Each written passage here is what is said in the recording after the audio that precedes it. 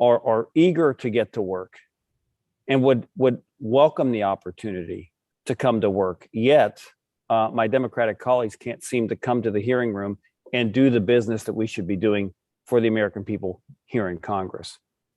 Having said that, I just want to say that Democrats and Republicans both want what is best for people with disabilities. We want these individuals to find rewarding work, get paid a fair wage for their contributions, and live fulfilling lives. Every human life is important, and every person should be free to pursue their happiness and reach their full potential. Federal laws set standards employers must meet to protect their workers. The Fair Labor Standards Act, or FLSA, establishes standards for minimum wage, overtime pay, and other workforce protections for private and public sector employees. Section 14C of the FLSA authorizes the Secretary of Labor to allow employers to compensate certain individuals with disabilities at wages commensurate with their productivity.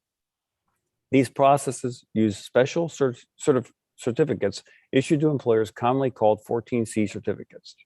A Department of Labor 14C certificate offers individuals with disabilities a chance to contribute in the workplace, engage with other workers, and develop new skills.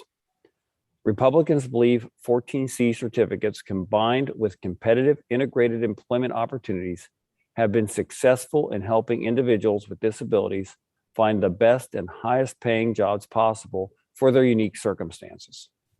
It is worth dispelling several myths about 14C work environments.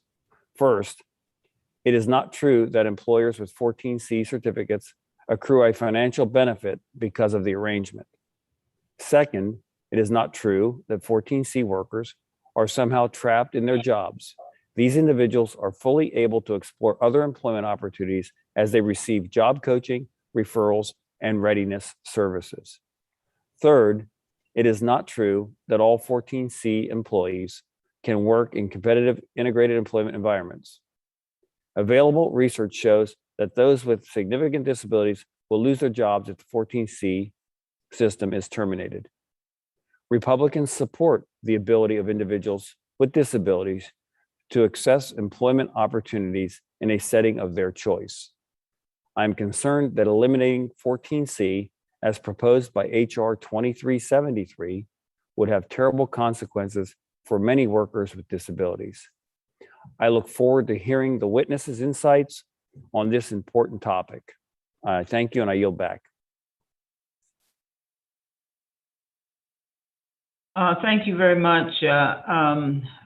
Keller. I now recognize the distinguished chair of the Subcommittee on Civil Rights and Human Services for the purpose of making an opening statement. Chair Bonamici. Thank you, Chair Adams and ranking members Keller and McLean, and thank you especially to our witnesses for joining us today. Today, workers with disabilities in several states can legally be paid less than the federal minimum wage. The U.S. Commission on Civil Rights recently issued a report that found that more than 100,000 workers with disabilities have been subjected to sub-minimum wages averaging an estimated $3.34 per hour. Phasing out sub-minimum wages for workers with disabilities is fundamentally a civil rights issue. The 14C sub-minimum wage provision in the Fair Labor Standards Act of 1938, or FLSA, is a relic of an era when employers were legally permitted to discriminate against individuals with disabilities in the workplace. And workers with disabilities did not have access to federal protections. It is far past time that we phase out this harmful provision that denies equal opportunity for many workers with disabilities. Since the FLSA first passed, thanks to generations of advocacy, Congress has passed several key laws to guarantee students and workers with disabilities the education and workplace rights they deserve. The Individuals with Disabilities Education Act, for example, provides children with disabilities access to free and appropriate education. The Developmental Disabilities Bill of Rights provides people with developmental disabilities the opportunity to design and access community services, individualized supports, and other forms of assistance. And the Americans with Disabilities Act guarantees equal opportunity for individuals with disabilities in all areas of public life. And now, decades after the enactment of these federal protections, Congress must make sure that workers with disabilities can earn fair wages and succeed in the workplace. States across the country, including my home state of Oregon, have already enacted legislation to eliminate the 14C subminimum wage and successfully transition workers into integrated and competitive work.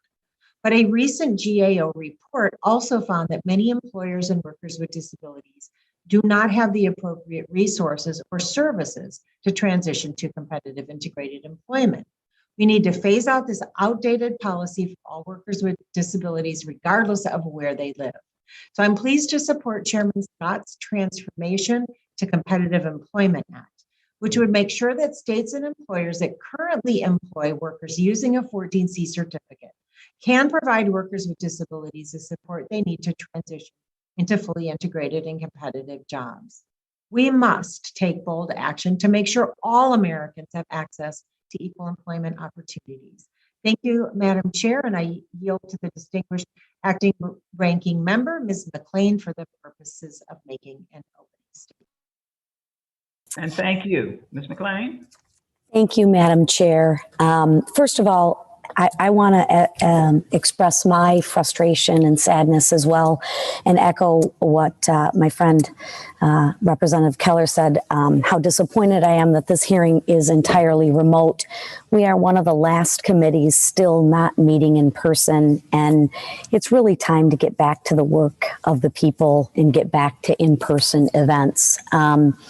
With that said, I think my friend Representative Keller said it best. Work, by its very nature, is dignifying and important for all individuals.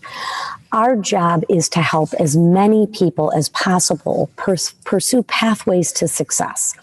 As Representative Keller stated, a DOL 14C certificate offers individuals with disabilities a chance to contribute in the workforce, engage with other workers, and develop new skills.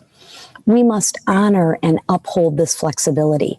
Sadly, it appears that the Democrats' good intentions would result in a misguided public policy. The unemployment rate for people with disabilities is tragically high already. HR 2373 strips workers' self-worth by eliminating jobs opportunities. Employers with 14C certificates are not artificially keeping paychecks low.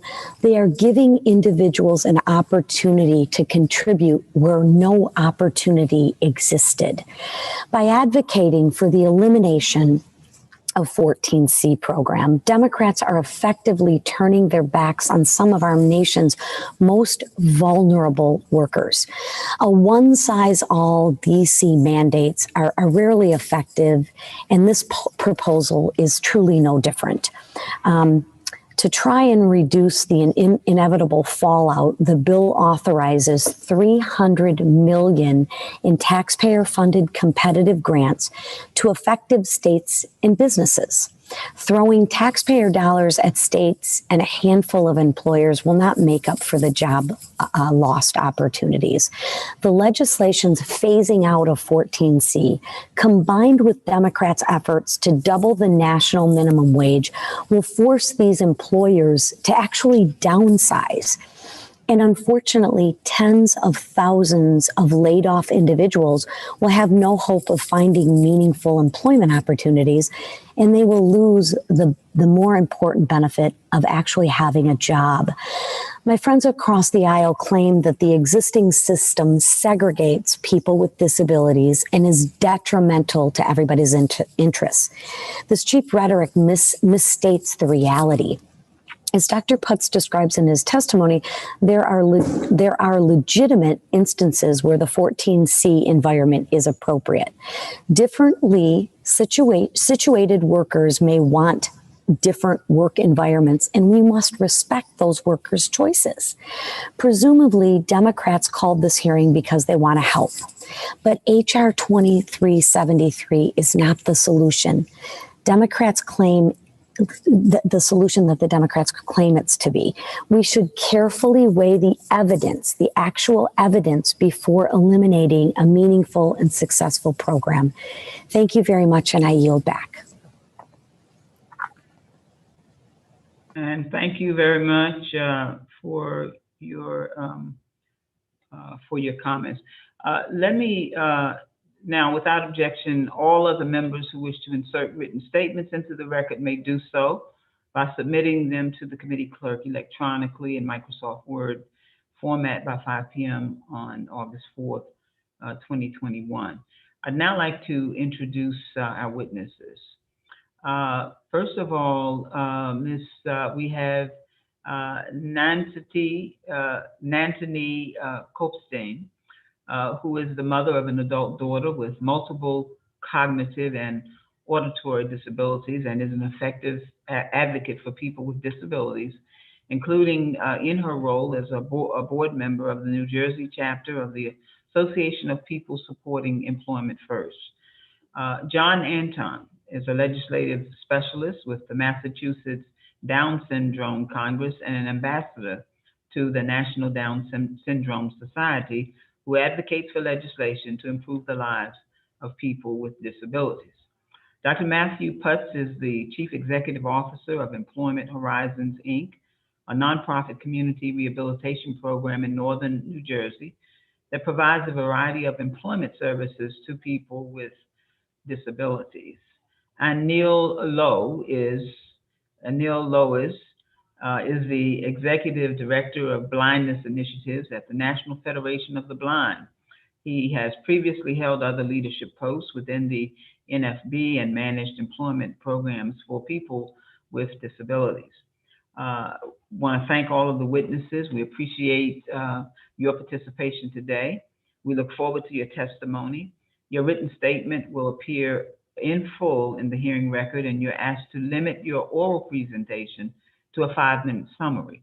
And after your presentation, we'll move to member questions. The witnesses are aware that their responsibility to provide accurate information to the Joint Subcommittee, and therefore we will proceed with their testimony. I'd like to first recognize Ms. Kopstein. You are recognized now for 5 minutes. We'll hear from, Ms. Kopstein, you are recognized for 5 minutes. Thank you. Good morning. Thank you for the opportunity to testify in support of the Transformation to Competitive Integrated Employment Act, HR 2373. Today, I draw upon my lived experience as a parent of Monica, a 33-year-old individual with cognitive and developmental disabilities, auditory processing deficits, seizures, and bleeding disorders.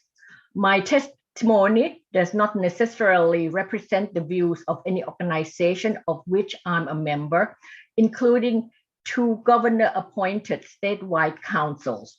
And I may add, I have been appointed and reappointed by both Republican and Democrat governors of New Jersey. I have graduate degrees in economics and have also worked as an economist.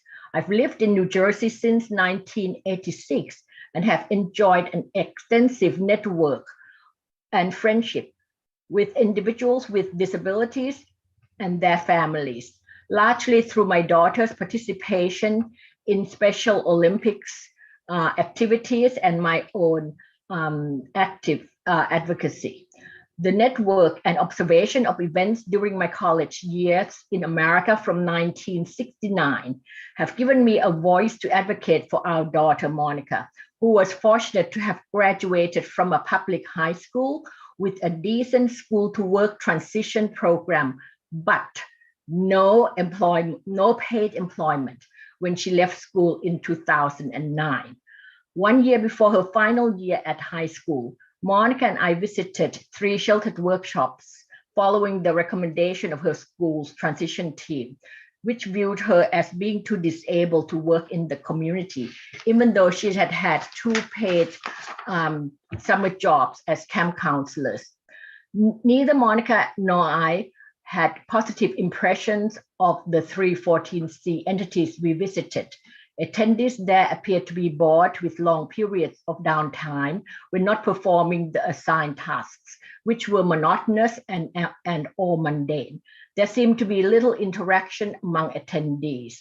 Before these three visits, my husband and I were ready to sign on the dotted line and send her to a 14C entity, which would achieve our goal of finding a structure to Monica's post-school days away from home. In the end, we followed not only our own impressions, but more importantly, Monica's vehement objections to her attending a sheltered workshop. Out of desperation, Monica applied to and was accepted to our county vocational technical school, and which granted her a certificate in retail food marketing after 2 years. Upon graduation, she was offered a part-time job at a grocery store, and later on applied and received part-time position at a new Costco warehouse, and eventually was asked to become a full-time worker at another warehouse. Monica's road to full-time employment and a decent living wage with paid time off, health, and other benefits was winding with many bumps and some barriers. Her employment success is an outcome of her strong desire to work, her own work ethics, and the employment and other supports received, all in integrated settings. The interactions Monica has with co-workers and customers have been the best rehabilitation she's received at no direct cost to her or to the public. Her ability to recall information and to respond appropriately has improved since exiting her educational entitlement. In my opinion, a number of Monica's disabled friends in 14C entities not only want to hold competitive integrated jobs, but also have the attributes necessary to do so, if only they would be given access to effective job supports, reasonable accommodations, and the opportunities to acquire skill. Research indicates that those who had previously been in sheltered workshops had higher support costs and lower wages than comparable people who had never been in sheltered workshop settings. And we've had a number of research results which would support this statement already. From Monica's own experience in high school, I know that an individual's behavior and performance are partly impacted by the setting and the implicit or explicit expectations of the environment. Supervisors of workers with disabilities in sheltered workshops evaluate the performance of these workers in restricted and confined contexts. As a result, participants in sheltered workshops are viewed by their supervisors as not being capable of working outside the strict confines of these workshops. Can you bring your comments to a conclusion? We've passed time.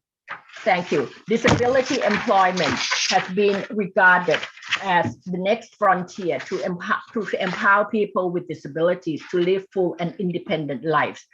The Transformation Act would build capacity, improve the disability employment service, and I'm sorry, ma'am. We are. Thank you. Okay, thank you very much. We do have your full testimony, and that will benefit the committee. Thank you very much. We'll now hear from Mr. Anton. Mr. Anton, you have 5 minutes, sir. I recognize her. Okay, all set. Good morning. Good morning. Good morning. Okay, they can hear you. Go ahead. Morning. Thank you for inviting me to speak today. Growing up in segregated and devalued and hard to use my voice, I felt invisible and not respected. My parents helped me to be included in Special Olympics, Boy Scouts, hunting and fishing with my dad. After high school, I did a variety of food service jobs, which were not good for my diet, I can tell you that. Then I attended the local workshop doing jobs such as packaging, shipping, and piecework. It was very boring. My friends would be playing cards, watching videos, and just hang out with nothing to work on. In addition, I got paid for very little. It was discouraging, and I did not encourage us to do our best. Many of my friends felt the same way. One friend worked for the week of $1.25, and another friend paid only $10 a week for cleaning bathrooms. But I went to my supervisor and said, I want to do more. He told me no. And look, so I quit.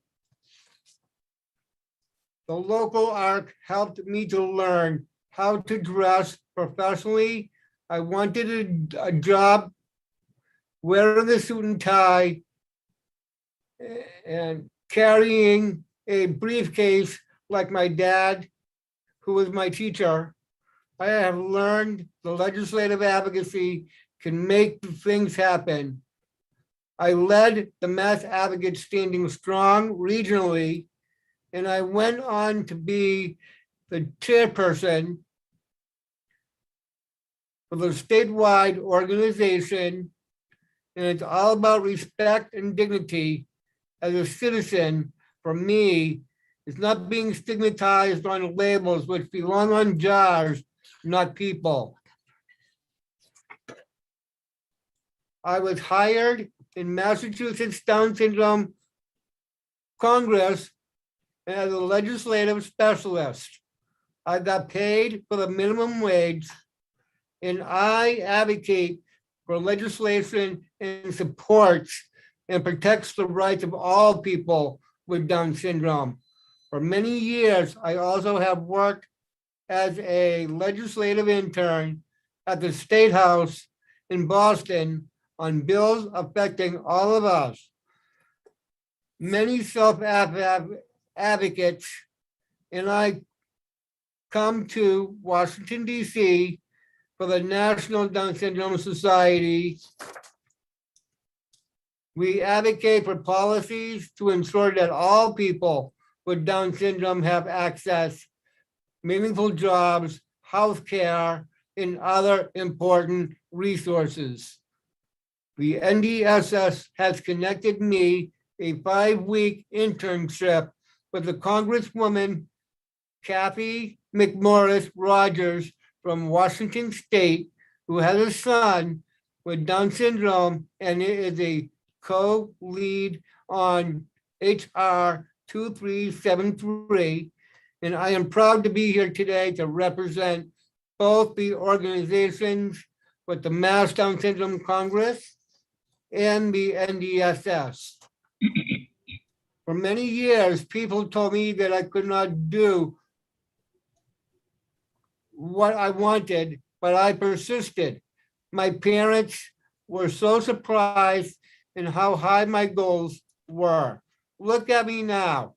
The fact that people with disabilities need real jobs for real pay. Like all of you, I urge members of the committee to support and phase out the 14C and the transformation of the Competitive Integrated Employment Act, HR 2373. Thank you. And thank you very much. Right on time. You did a fantastic job, sir, and you look good too. So, Dr. Putz, we now recognize you for 5 minutes, sir. Good morning. Thank you, Chairs Adams and Bonamici, Ranking Members Keller and McLean, and members of the subcommittees for the invitation to provide this statement regarding 14C wages as discussed in the Transformation to Competitive Integrated Employment Act. Employment Horizons, founded in 1957, is a nonprofit community rehabilitation program, or CRP, in Northern New Jersey. Our program participants, the people with disabilities we serve, participate in a wide range of programs, which include supported employment, work on janitorial, groundskeeping, and fulfillment contracts, and a variety of other vocational programs. While Employment Horizons is proud of the work we do to ensure employment opportunities for individuals with disabilities, we are just one organization out of thousands nationally that provide these life-changing services. In order to ensure that as many people with disabilities as possible can work, CRPs rely on a variety of methods and tools, including in some cases 14C special wage certificates. Elimination of 14C certificates, as proposed in HR 2373, would eliminate employment opportunities for thousands of employees who want to be able to choose the type of employment that makes the most sense for them. In fact, the outright elimination of 14C certificates benefits no one. Those working under 14C certificates already have the right and option to pursue competitive integrated employment. They also have the right and option to pursue non-vocational programs like day programs. Employment within a 14C program is just one of the many choices available to people with disabilities who wish to work, and only one type of program offered by CRPs. Part of my role is to advocate for the rights of people with disabilities. It is crucial that I raise awareness about any issue in which a person with a disability loses the right for self-determination or the right to make choices about their own life. The elimination of 14C certificates does just that. Such a step assumes that people with disabilities cannot make their own best choices about the type of employment and setting they would like to work or spend time in. Discontinuing 14C programming also makes the assumption that working with people without disabilities is somehow innately better than working in the setting with people with disabilities. How can we assume and apply a standard that work is only valuable when performed around a preponderance of non-disabled coworkers if we truly believe in the value of people with disabilities? If we accept the basic premises that people with disabilities are valuable members of our community and that they have the right to self-determination, then we must also accept that they have a right to a full array of employment and program options. Why then would anyone argue for the elimination of 14C? Often those who would like to see 14C eliminated are not fully aware of the value of these programs or have been provided information on them that is not fully accurate, including some of the following misconceptions.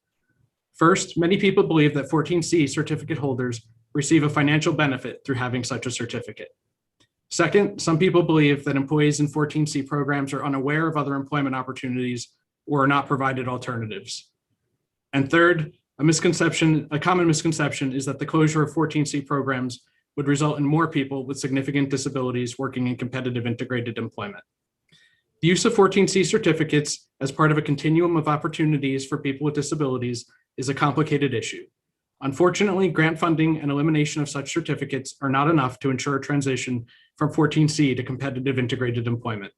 More research is needed on the impact such elimination would have, and employers must be part of the conversation as competitive integrated employment relies on their hiring decisions. Ultimately, the self-determination of people with disabilities must be preserved.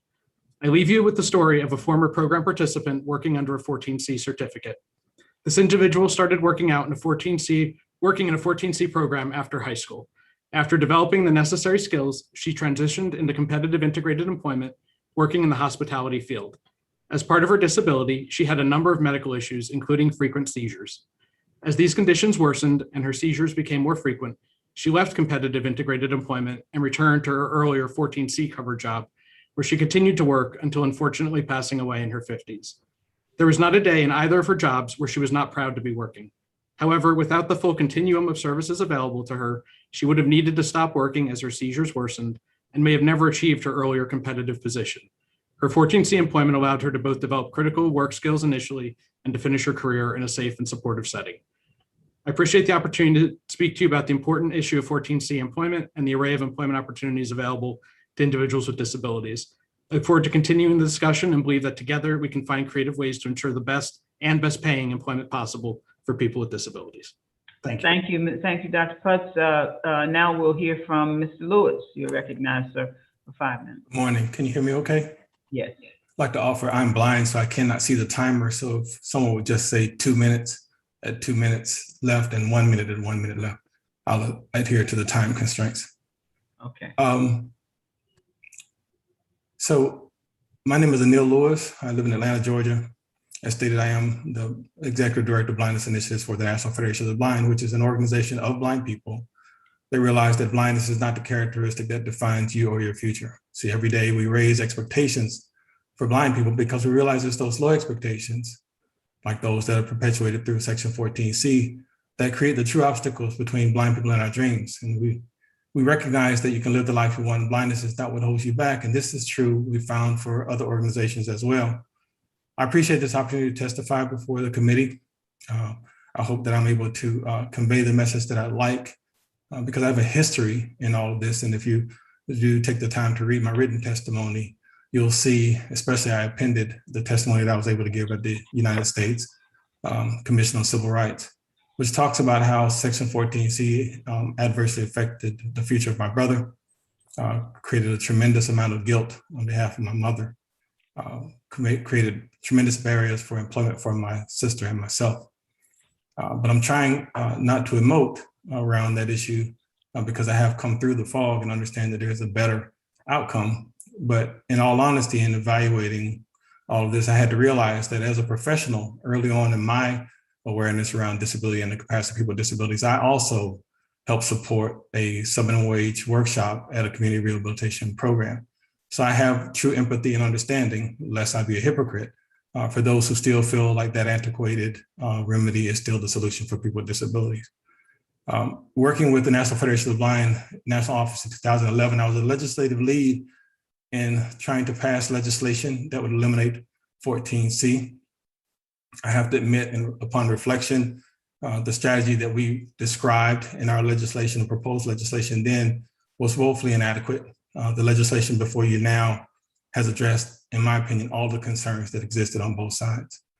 But it's only important if we understand that those who support 14C, I've come to know, are not committed to the exploitation and the discrimination that I have to admit back in 2011 was the messaging I put out there. There are individuals through there, what I understand is misguided compassion, which I had as well, are well-intended and have just really been invested in a philosophy that, again, is antiquated. I could take the time to express all of the data, but data tends to take us off message because we can contest numbers, but it doesn't get us to the place where we can change the minds of people. And we start by actually informing the heart. When I was doing this work under Sheltered Workshop, thought that I was doing God's work. You have my 2 testimony, minutes, sir. You have. I thank God for I thank God for those who continue to show me that it is possible. And I think that the written testimony is there, but I'd like to take this opportunity based on the scenario that was just described to give you an alternate perspective.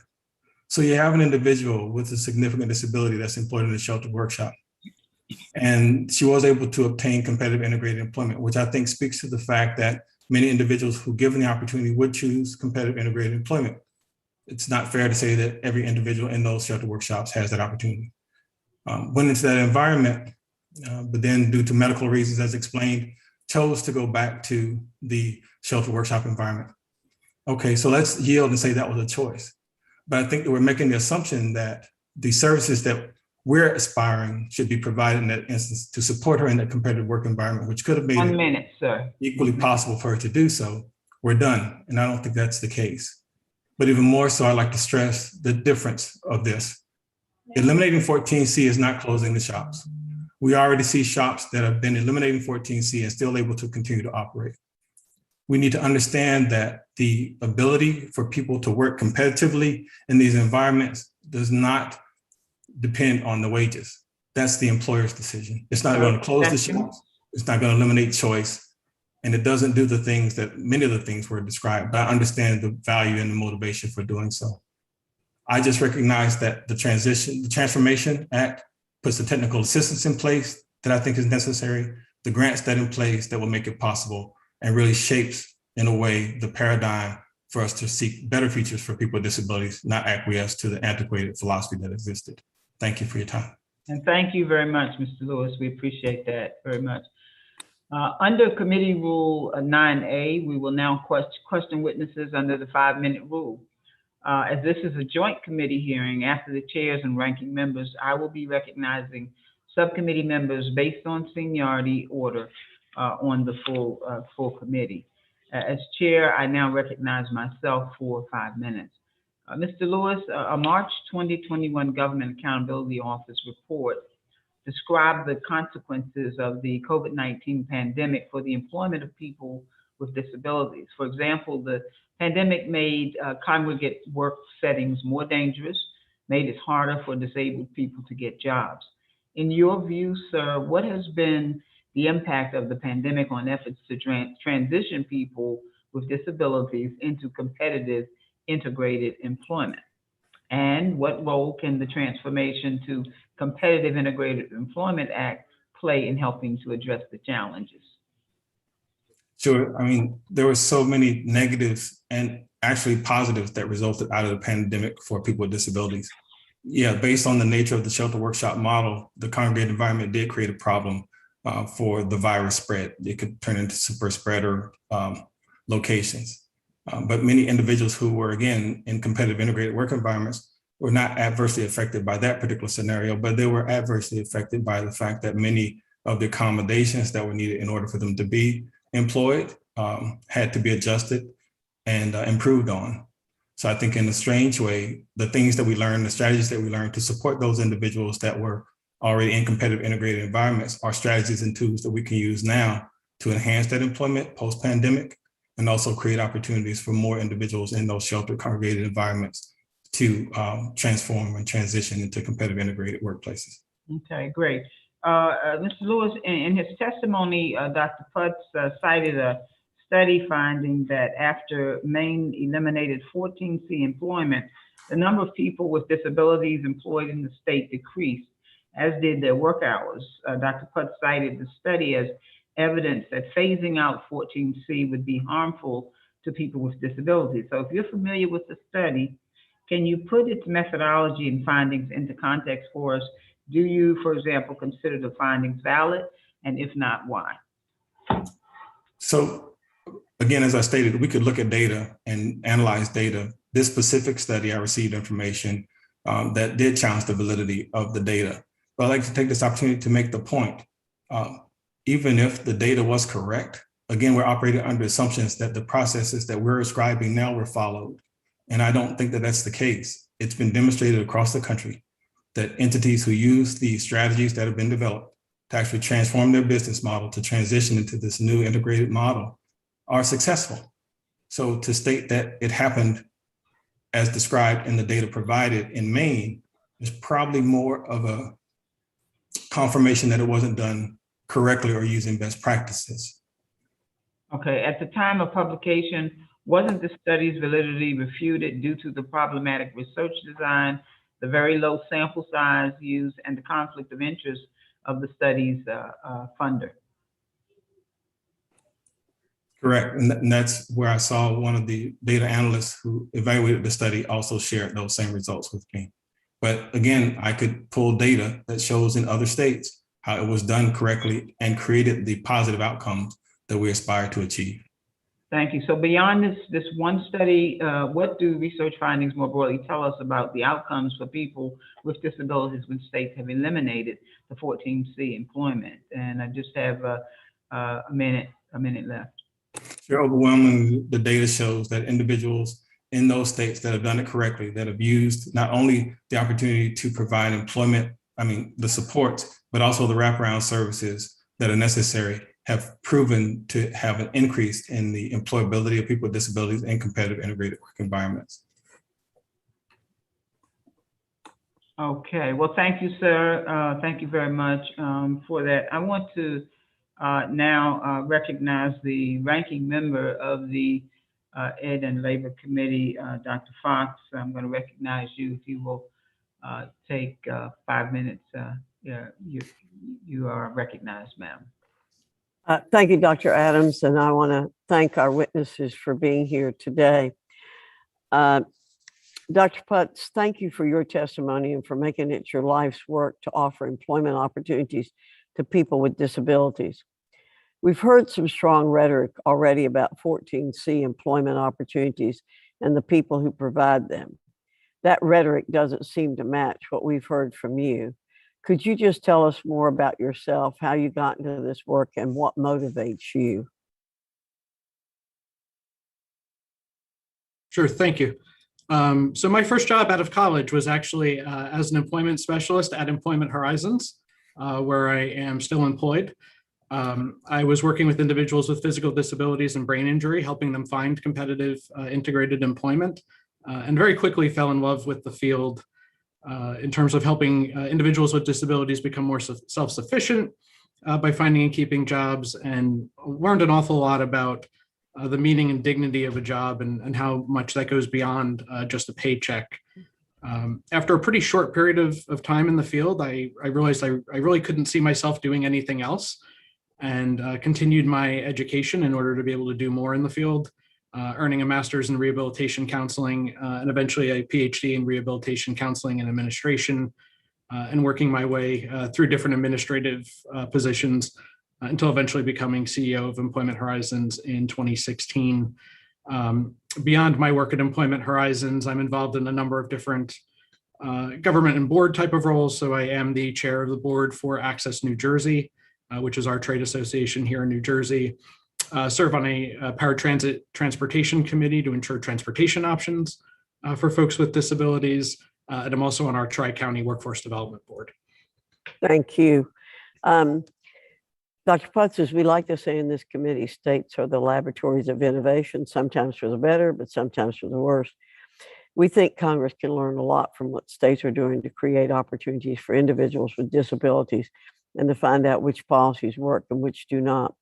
In your testimony, you discussed one state that stopped the use of 14C certificates. Could you please expand on the outcomes of that decision for individuals with disabilities and how this experience should inform the debate about the 14C program at the federal level? And let me add very quickly that I'm a firm believer that there is tremendous dignity in work for every single person. And I will put something in the record about this after the hearing today, but please go ahead and expand on the outcomes.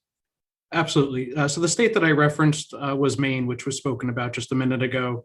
And the report was put together by George Washington University. In 2011, which was about 3 years after the transition in Maine, people with intellectual disabilities were working an average 12 hours a week, which at the time was the lowest in the nation. And that was a jump from an average of working over 4 days a week before the closure of workshops to working less than half a day a week after. Following the closure of 14C programs, it was found that people with disabilities were spending more time in community support activities than they were before the transition, which means non-work activities. And the employment rate of people with disabilities actually decreased from over 39% to about 34%, which was greater than the work for non-disabled individuals during that same time period. By 2010, in fact, integrated employment had decreased from 31% to 23% for individuals with intellectual and developmental disabilities, and participation had increased for non-work facility-based services. So folks were still coming to nonprofit organizations, but they were doing non-work activities. And so while individuals were earning more per hour after the transition, they were earning less in total due to the decreased number of hours that they were working. So my biggest takeaway from what happened in Maine is that Maine planned for this transition and still got this result. And they're a relatively small state with a relatively small number of people that needed to be transitioned out of 14C. According to the GAO report, we could be looking at as many as 125,000 individuals working under 14C nationally.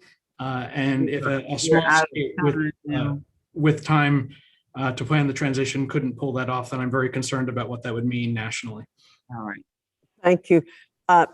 Madam Chair, I believe I have 14 seconds left. And what I want to say is we'll be asking you a question after the hearing that we'd like to put into the record about your experience with the issue on determining on a case-by-case basis the competitive integration employment determination. And with that, I yield back. Thank you very much. I appreciate that. So now we'll hear from Ms. Bonamici, Chair Bonamici. Thank you so much, Chair Adams, and thank you to the witnesses for being with us today. I want to start with Ms. Kopstein. Thank you for sharing the story that your family experienced, and I wanted to ask you, the transformation to competitive Integrated Employment Act would strengthen wraparound support services to help workers with disabilities transition to competitive integrated employment. So could you talk a little bit about what support services and benefits, or the wraparound support services and benefits, were most important for your daughter Monica's success and integration into the workplace? Yes, thank you for the question. In fact, the wraparound services that Monica has received, funded by the Division of Developmental Disabilities, has provided her with not just a supplement to her workday, which started off as part-time, but also provided her with some control over her own day and schedules and activities. She has used this funding and services to participate as a member in a local gym that has helped her learn the benefits of exercise, healthy eating to keep her weight down, and also has learned skills that would help her prevent injury at work and at home. Simple work skill. Everything has to be taught to Monica. For instance, how to lift a heavy object from the floor. I suppose I could benefit from that as well.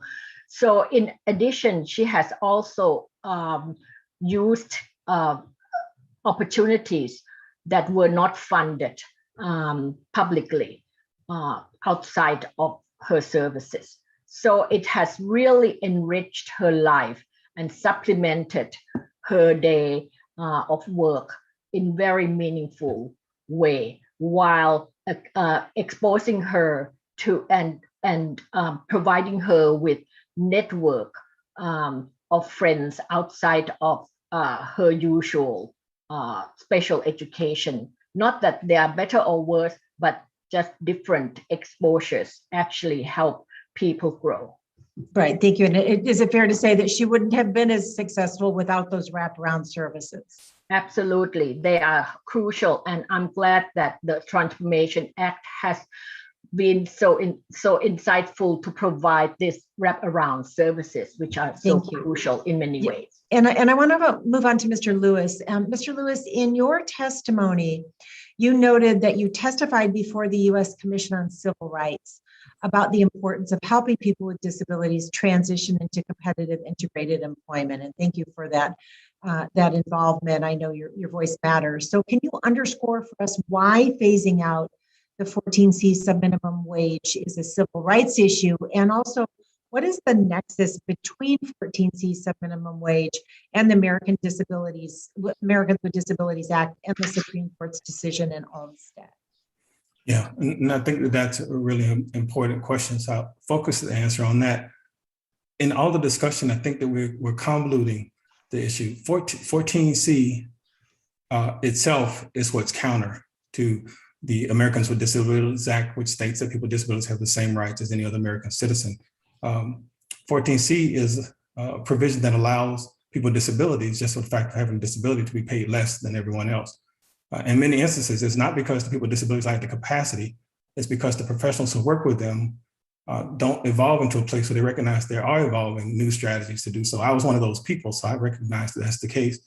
The Olmstead Act really shows that by integrating and working to integrate people with disabilities within the community, not only does it create quality of life for people with disabilities, but it also reduces the public burden. The data's out there, it shows it, but we're not going to be able to move further until we get people who, again, through that misguided compassion, remain vested in that old antiquated philosophy around the incapacity and the low expectations. We got to shift the paradigm. Thank you, Mr. Lewis. And I agree. I really see this as a civil rights issue. And to say that there's a category of people who don't deserve to earn minimum wages is just, to me, an injustice. So I'm glad that we heard from you today, as well as our other witnesses. The personal stories really do make a difference as we move forward with this important legislation. Thank you, Madam Chair, and I yield back. Okay. And thank you very much, Chair Bonamici. And looks like Mr. Keller. Thank you, Madam Chair. Thank you. Dr. Putz, members of both sides of the aisle share the goal of ensuring that individuals with disabilities have employment opportunities. According to the Bureau of Labor Statistics, less than 20% of individuals with disabilities were employed in 2019 and 2020. By comparison, almost 62% of individuals without a disability were employed in 2020. In your experience, would ending the Section 14C certificate program as required by HR 2373 actually improve the employment rate for individuals with disabilities or help address this disparity? Thank you. So from what I have seen from the data and from my personal and professional experience, I believe that ending 14C would actually decrease employment opportunities for people with disabilities. As you pointed out, unfortunately, employment rates for people with disabilities are dismally low and have been that way for as long as any of us can remember.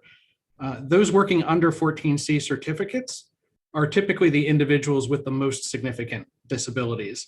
And so there's little reason to believe that ending 14C would in that case improve employment rates when what we've seen on a large scale is that the systems that exist are unsuccessful at that. And so I am deeply concerned that if 14C were to go away without some sort of replacement, that we would be looking at significantly decreased rates of employment for people with disabilities.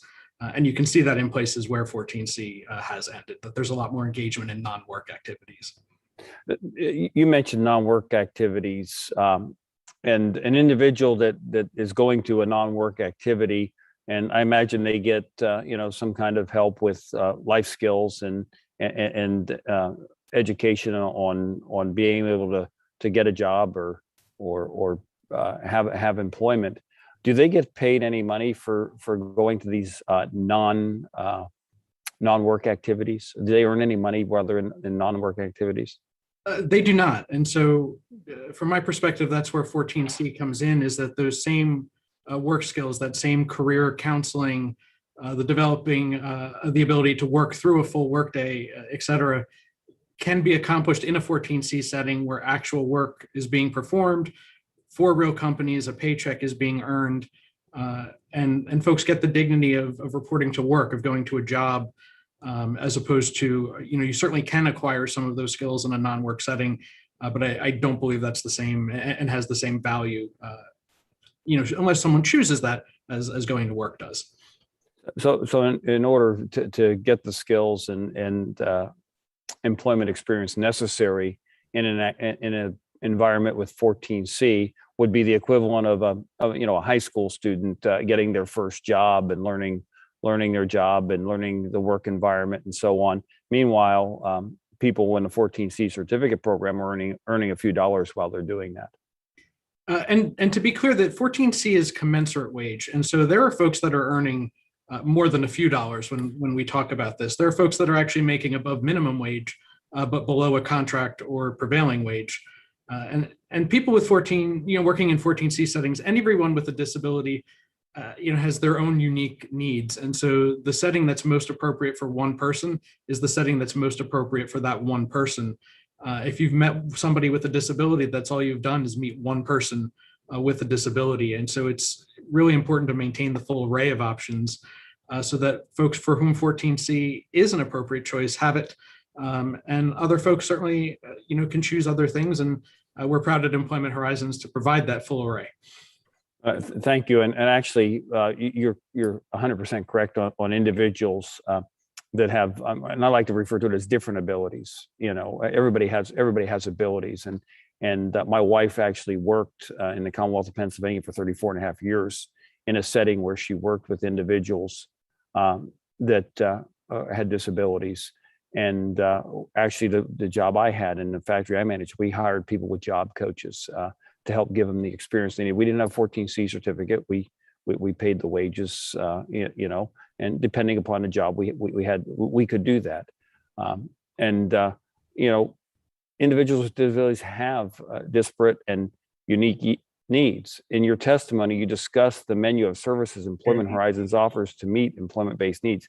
Can you discuss further what role the 14C certificate program plays in providing options to individuals with disabilities? The 14C certificate just allows for a wider array of options. So without it, we would be sort of left with the extremes of supported employment in a competitive setting and those pre-employment and non-work sort of opportunities. And so with the 14C, there's something in between that for the folks for whom that's appropriate. And that could be learning soft skills. It's developing the stamina and the concentration needed for a work day. It allows those with safety or behavior challenges to work rather than attend non-work programs if they choose. Many folks with intellectual and developmental disabilities receive relatively few hours of CIE. And so some individuals then can actually split their time between competitive opportunities and work in a 14C program. Okay, we're out of time. Okay, thank you very much. Appreciate it. I'll now recognize Mr. Takano. Mr. Takano, you have 5 minutes, sir. Thank you, Madam Chair. My questions are for Mr. Lewis. Mr. Lewis, as you described in your written testimony, you previously managed a sheltered workshop that employed people who are blind, but it successfully transitioned virtually all of these workers into competitive integrated employment. Can you tell the committee what the key factors or practices that helped these individuals transition to competitive integrated employment? Sure. The key factor was in my paradigm shift. I was looking at them, even though I was a blind person, society made me feel like I was an exception because I was doing other things that other blind people were not. And I'm not the exception, only because the systems in place make it the exception and not the rule. But I saw them as individuals, handicapped individuals, less fortunate than me. Once I realized that they were just people with disabilities with the same rights and aspirations that I had, and I got access to the tools that the National Federation of the Blind provided with respect to work incentives for Social Security, different alternative job modifications and strategies. Again, I didn't know all of this. I was operating from a limited knowledge. Once I started implementing those and then empowering them, because the other thing I had to do was take an institutionalized group of people who had been in that workshop for years, who had made that comfortable for them. And that was what they did day to day, recognize that there was another alternative and to give them a real understanding of what that opportunity consisted of, that it wasn't just wonderful, but with a lot of work, it could create a better outcome for them. So working collaboratively on myself and implementing the strategies to work with the consumers, we were able to get those individuals competitively employed. And I must say that was done in, I guess I would at this point say haphazard, because the Transformation Act itself really prescribes what should have been done. And if we would have had the funding through the grants and the technical assistance that's provided, I would have been able to do a much better job. Well, Mr. Lewis, what were the practices? Can you just sort of enumerate the practices that help these individuals? Yes. So one of the things that was just mentioned was the term non-work. So yeah, we bought into the fact that they were earning some money and acquiring a skill set, but the skill set they were requiring were how to fold and stuff envelopes. And that wasn't going to be a gainful opportunity for them to be employed. So what we did was we had them participate in non-work. And I'll just offer this as an understanding. I participated in non-work. It was called college. I didn't get paid. As a matter of fact, I got in debt as opposed to it. I wasn't paid for it, but it allowed me to acquire a skill set and the knowledge to become competitively employed. So that's what we did. We stopped paying them some minimum wage for doing work that wasn't leading to a successful outcome, and using that time through our nonprofit status to raise money, capitalizing on other public programs that paid for this type of assistance, and provided them actual training in a skill that resulted in competitive integrated employment. So non-work is not a bad thing.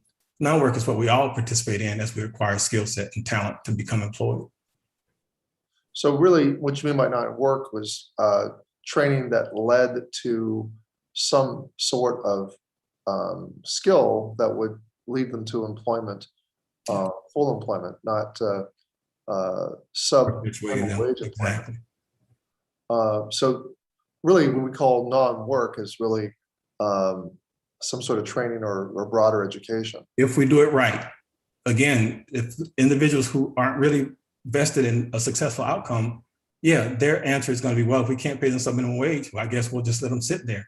And like the other witness said, playing games. Of course, they're having fun. And many parents think that's great because their kids are doing something, but they truly don't recognize that there is an alternative that leads to a better outcome for their children. I also reference a conversation I had with a parent of a child with significant disability, who I know through my experience, I would have been able to help them obtain competitive integrated employment. But because she had been told by professionals year after year after year that the best her son could do is work in that skilled workshop. Mr. Lewis, with the time I Believe have me. remaining, that one example of the intellectual disability, that one person, what competitive work did they obtain? She told me, and it was really just interesting. Again, I didn't get to work with him because she didn't want to work with me. But she, in her discussion with me, told me that in the times when he wasn't at the shelter workshop, he actually worked at their local church. And she described him doing a variety of different custodial jobs. That's a no-brainer. I wouldn't want to relegate him to just doing that, but I knew at a minimum that floor was he could have obtained a competitive wage in any other environment doing custodial work. All right, well, thank you, Madam Chair. I yield back. Thank you so much. Thank you so much. Now, Ms. McLean, you're recognized for 5 minutes. Thank you, Madam Chair. Mr. Putz, you talked in your statement about the dignity of work. And I agree with you on that. The principle was especially evident in the moving story you talked about, the former participant in your program. I think everyone would agree we want to provide an environment that enables people with disabilities to flourish, and also to get as many of those people with disabilities involved in that process through listening. That's what I hear we all agree upon. However, I think the injustice would be if we decreased the amount of people that we could get into that program, in those types of programs. And I think by eliminating this, that is what we're doing, or at least that's what the facts tell us. And although I would love to live in a world where facts didn't matter and we could just go on about our day with our feelings, that's not reality. And I think it's my job to really get us into reality and pay attention to the facts. That's what I'm here to do, and that's what I'm here to try to understand. So the facts tell me that if we eliminate the 14C program, that we would in essence have less people in these programs, which is counterintuitive to what we're trying to do. The other thing that I want to point out is, as a business owner, we're not taking into account the actual people and entities that employ these people, which are the businesses. My fear is that if you take this away and you mandate to a business what they need to pay, they do have a choice and they do have an option. So one of the things I would like to suggest is, instead of mandating, why don't we incentivize them? That would seem like a lot better idea, to be more inclusive, and we can broaden the tent. But the piece we're forgetting here is that the business actually has a choice as well. So I would offer a suggestion that we be inclusive to the businesses and that we incentivize the businesses as opposed to mandating them. With that said, why, Mr. Putz, why is access to a job so meaningful to people with disabilities? And what is the impact on those people's dignity when employment opportunities are taken away? Because the facts actually show, not the feelings, but the facts actually show that if we eliminate this, we are going to employ less people with disabilities, and those opportunities are going to be taken away. So can you share with me what the impacts of that dignity would be when the opportunities are taken away? Sure, and I think you're right in that a lot of what we're hearing doesn't put the onus on the businesses where it falls. And we can see that already it's not that there is a lack of access to people with disabilities on the job market. The majority of them are unemployed. Employers are not making the decisions to hire them. And so there does need to be focus on the employers. Many folks that are non-disabled take having a job for granted. And it's how a lot of non-disabled folks actually identify. It's one of the first things we ask someone when we meet someone new is, what do you do?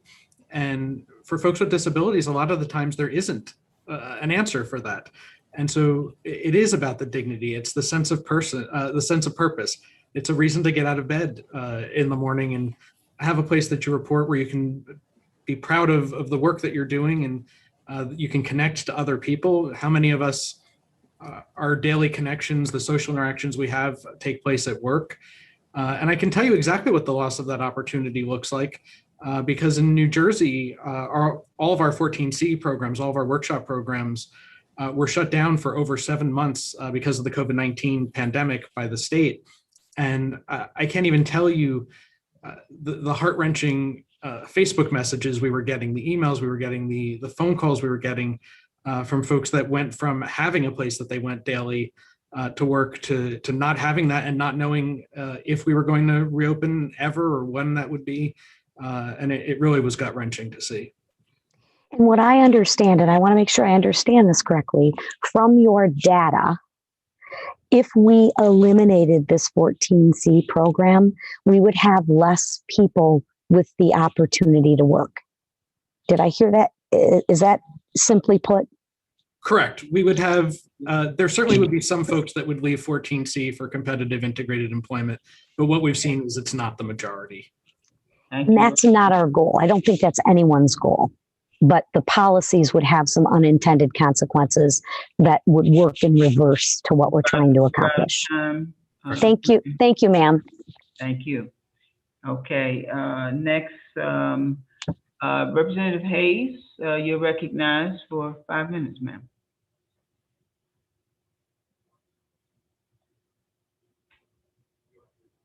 Thank you, Madam Chair. And thank you to the witnesses who are here today for being with us. The phasing out of 14C is not only a labor equity issue, it's a civil rights issue. Every worker, including workers with disabilities or differing abilities, deserve a living wage. This issue is somewhat personal for me. I worked at Southbury Training School, a residential facility here in Connecticut, in my state of Connecticut, for people with physical and intellectual disabilities. I was there for 15 years, and I have been a job coach and supported so many of our residents as they worked at these sheltered workplaces. Through those years, I experienced firsthand that while many of those individuals required specialized services, I also saw the potential for them to succeed with proper supports and saw many of them thrive outside of those workplaces. Another concern that I saw is that one of the workshops that I was in was a place where the employer asked, the job was to piece together packets for a much larger corporation. Those packets were sold at full price, while the people who put them together were paid a sub-minimum wage. I've heard concerns that the passage of the Transformation to Competitive Employment Act would mean an end to sheltered workshops nationwide. I just do not believe that to be true. So, Mr. Lewis, can you describe the resources provided by the bill for employers to transition from utilizing 14C certificates to providing high wage employment for all workers, including workers with different abilities? Thank you for this question, because again, I think that's the point that needs to be hammered home. The phase out of 14C is not going to eliminate the ability for these existing community rehabilitation programs to operate. Those entities that say that they can't, that's a business decision that they're making because their peers in this environment are doing it and doing it successfully. The Transformation Act itself has provisions that, again, I wish were in place back when I was doing this. There are grants to the states that want to implement the services to allow the workshops to transition into a new business model, a proven business model. And we know that in instances where the states are not willing to apply for the grants, there's still going to be some ambitious community rehabilitation programs that recognize that this is the right thing to do.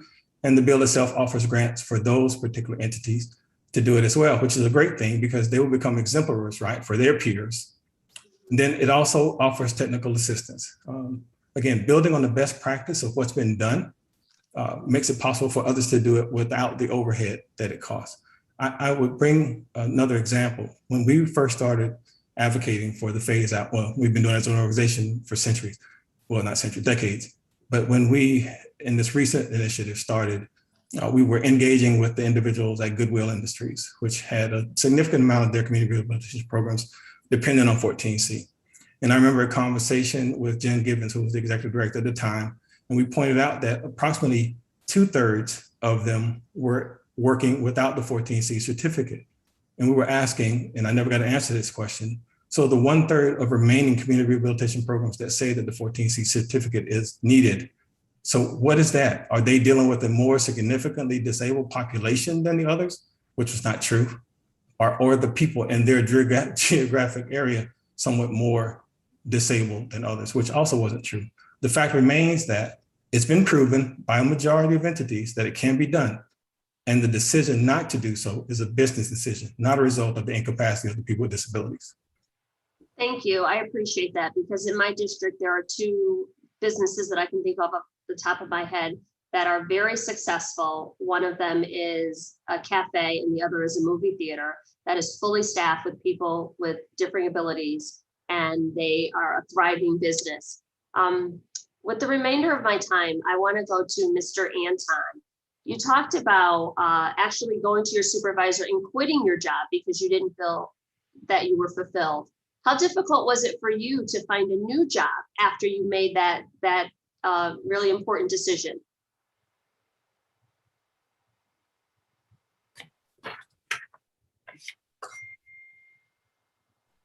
Mr. Anton? Say hello through my, say hello. Hello. Hi, I'm sorry. I don't know if you heard my question. I said, when you made the decision to quit your job, how difficult was it for you to find a new job? It took me a while to figure it out from the beginning. Mm-hmm. But and I also, and through my advocacy, work people saw me working hard to get hired at MDSC, the Mass Down Syndrome Congress, as a legislative specialist. And also the minimum wage, above the minimum wage. And thank you. Okay. Thank you, Mr. Anton. You show us that it is in fact possible. Madam Chair, I yield back. And thank you very much. Mr. Thompson, Mr. Thompson on the platform? Okay, then we'll go to Representative Miller Meeks. You recognize 5 minutes. Thank you, Madam Chair, and I want to thank all of those who are providing testimony today. I have a best friend whose daughter has an intellectual handicap, if you will, but I also have experience with an organization in my hometown, TINCO, who does assist and help individuals with disabilities of all kinds. And when the state of Iowa was raising the minimum wage, ended up having individuals who lost employment. We also had a situation where, unfortunately, there was an abusive situation and employment was terminated, but those individuals to this day have not been reemployed, those with disabilities, and are now leading a much less functional and engaged life than they were. And they've commented upon this to us. So I think Mr. Putz, last Congress, this committee held a hearing where one of the witnesses testified about his organization's transition away from the use of 14C certificates. Prior to the transition, his organization employed 500 workers using 14C certificates. After the transition, the organization was only able to employ 65 individuals with disabilities at or above the minimum wage, where the average employees were working part-time.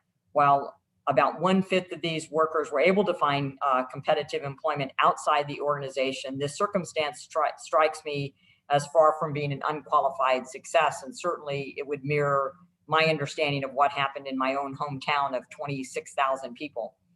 So Dr. Putz, based on your experience, would HR 2373 lead to similar outcomes, including fewer hours worked and employment opportunities for individuals with disabilities, And would not companies hire people at higher wages and then make a task that they had someone else do, make that part of the expanded tasks that an individual with a higher wage would do?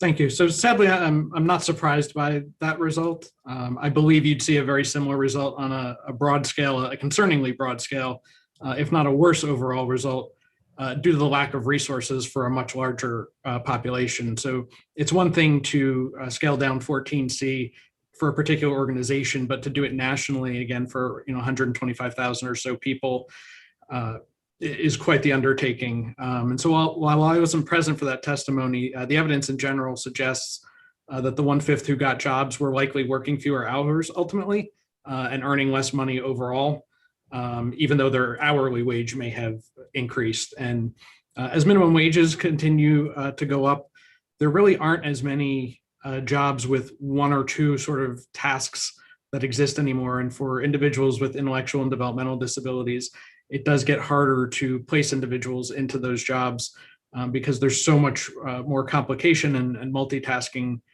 involved in that. So there has to be incentive for employers to carve out positions that make sense as appropriate.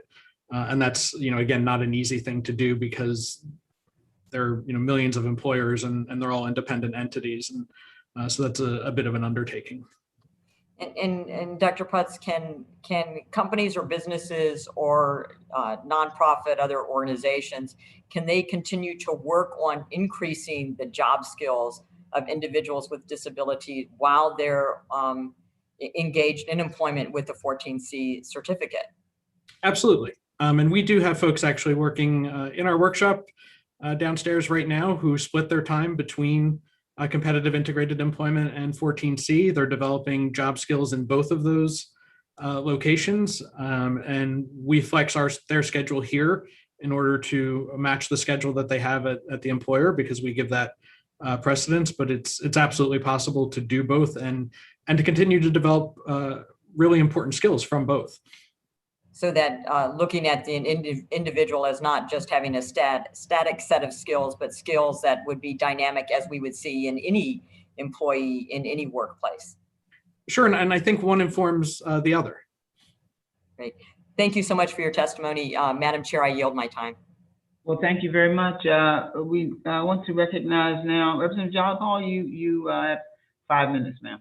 Thank you, Madam Chair. Thank you very much for holding this hearing on phasing out the sub-minimum wage. I think it's just important, again, to ground ourselves in the stories of how people with disabilities get compensated under the sub-minimum wage that is so disturbing. And so just a couple I want to highlight. A man in my home state of Washington worked 6 hours a day only to make $70 every 2 weeks. Another individual earned $1.54 an hour, even while producing 2 times the number of products compared to their supervisor, who made over $100,000 a year. In New York, workers with disabilities packaged pharmaceuticals and got paid 33 cents an hour, while the CEO was paid more than $400,000.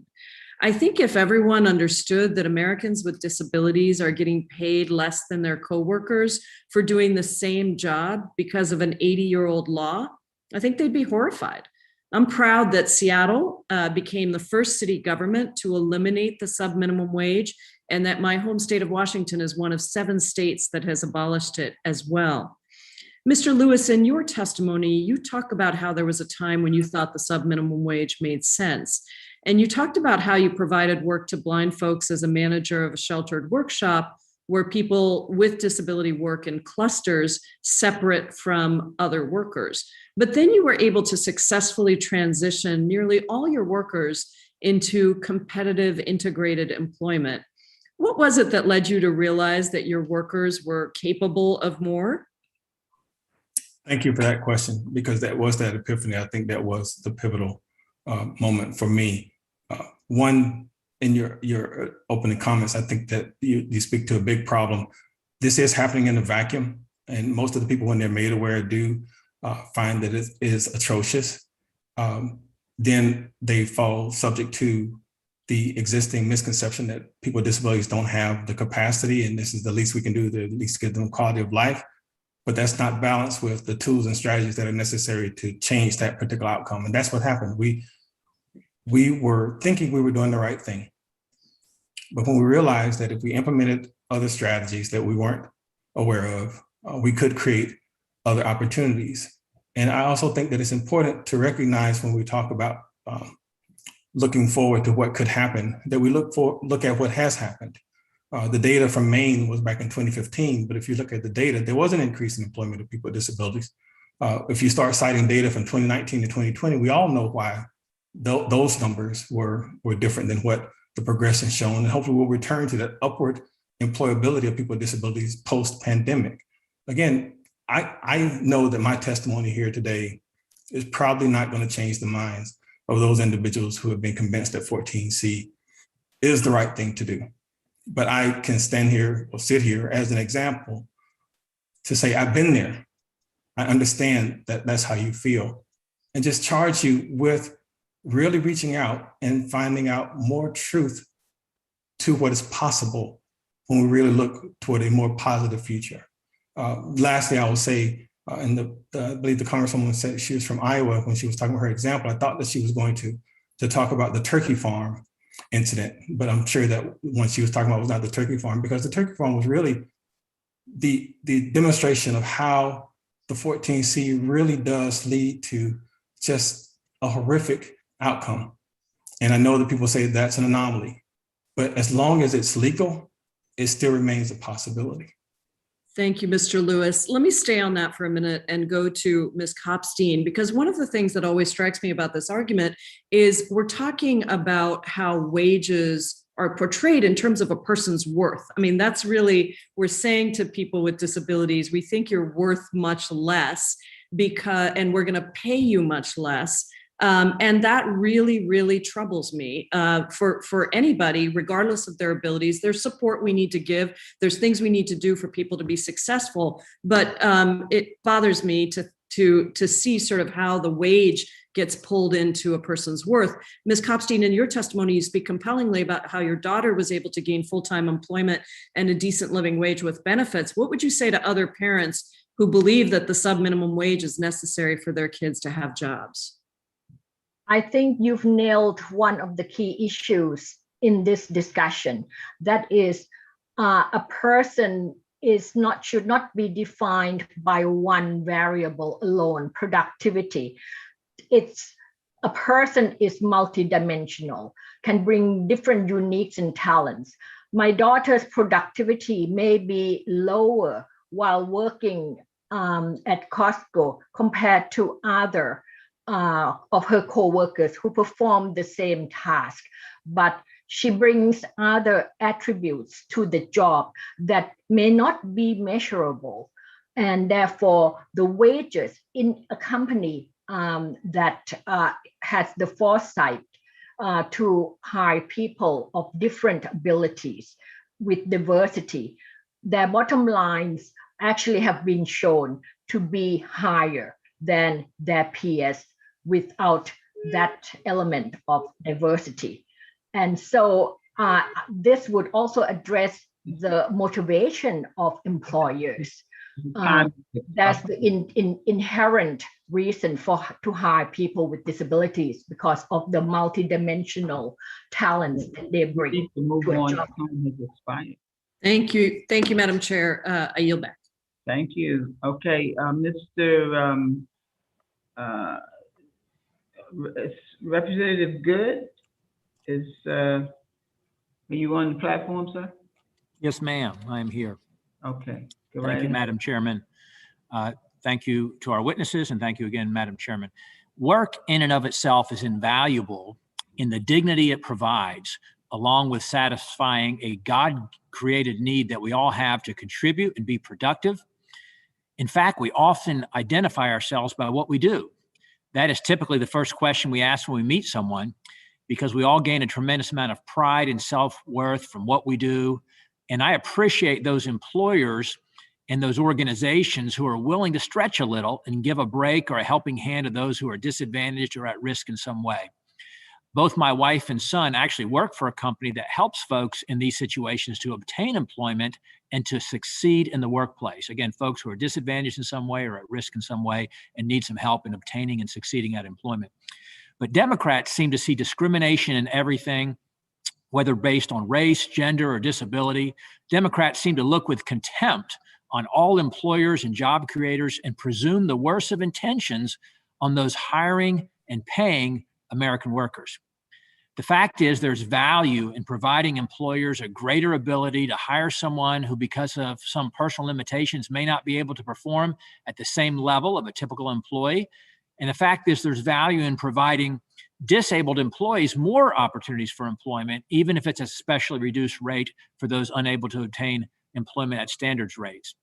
There's over 9.3 million jobs waiting to be filled. Yet Democrats' solution to this madness is to keep printing more money, spending money we don't have, and exacerbate the problem by finding more ways to pay people not to work. That's why last month I joined my colleague, Mr. Roy from Texas, in trying to help get Americans back to work by introducing legislation eliminating the $300 federal enhanced unemployment weekly benefit in an effort to fight against these efforts. Democrats' default response to businesses struggling to stay open, struggling to recover from government lockdowns and restrictions, is just pay them more. But as with the impact of forcing a minimum wage increase, Democrats don't seem to want to use real-world facts and evidence. They prefer anecdotal stories. Dr. Putz, I'm glad that in your testimony you mentioned the disastrous results that Maine experienced when that state eliminated Section 14C. Instead of helping people with disabilities, eliminating it actually hurt them. So we have a real live, real world example. This would no doubt be made much worse if the Democrats are successful in forcing through a doubling of the minimum wage. This is why when the U.S. Commission on Civil Rights requested feedback in 2019 on the 14C program, nearly 10,000 respondents were received, or responses were received, and 98% of those said that 14C should be maintained. 98% of the nearly 10,000 respondents to the U.S. Commission on Civil Rights asking if 14C should be maintained back in 2019. Dr. Putz, can you give a few examples of how this program has helped individuals by allowing them to experience the opportunity and the dignity of work? Absolutely. And 98% of those comments were in favor of 14C and 1% were opposed. So I don't believe that HR 2373 respects the opinion of the individuals that did submit comments on that. Every day we have about 100 here at Employment Horizons, about 115 individuals coming in to work with us who get to see peers, have social interactions, perform real work for real companies. I don't want to, mention them in a public forum, but we have two huge telecommunications companies that we do work for, along with other Fortune 500 companies that you would absolutely recognize the names of. And these folks that are coming here are proud of the work that they're doing. They're proud of Employment Horizons. They're proud of the companies that they're performing work for. And as they acquire skills, we are taking the opportunity to place them into jobs in competitive integrated employment that I'm doubtful they would have received without that opportunity to work. We have some folks that recently got placed at an ice cream store.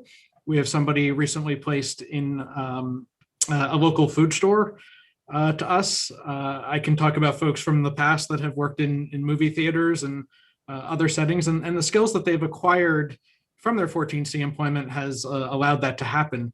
And for some of them, working in a hybrid manner where they split their time between a 14C environment and competitive employment is exactly what they need to maintain sort of the higher level of supports that they get in 14C and also maintain the employment that they need outside.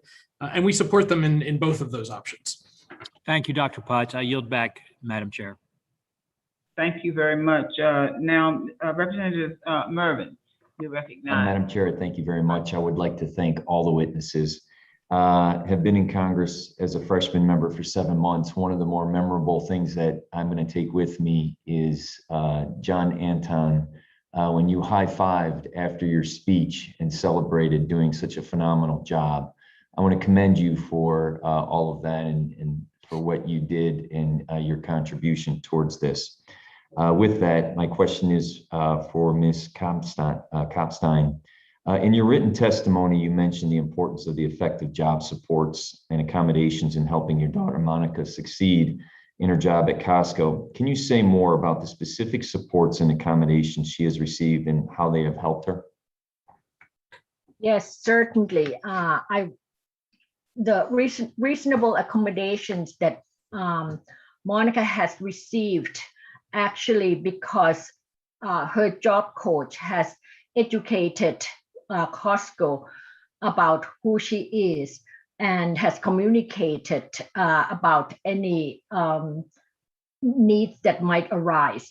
Just during the pandemic, during the beginning weeks of the pandemic, when it was too chaotic, when people didn't know what to do, actually Monica took the benefits, vacation pay and time off to stay out, but she returned to work immediately after that.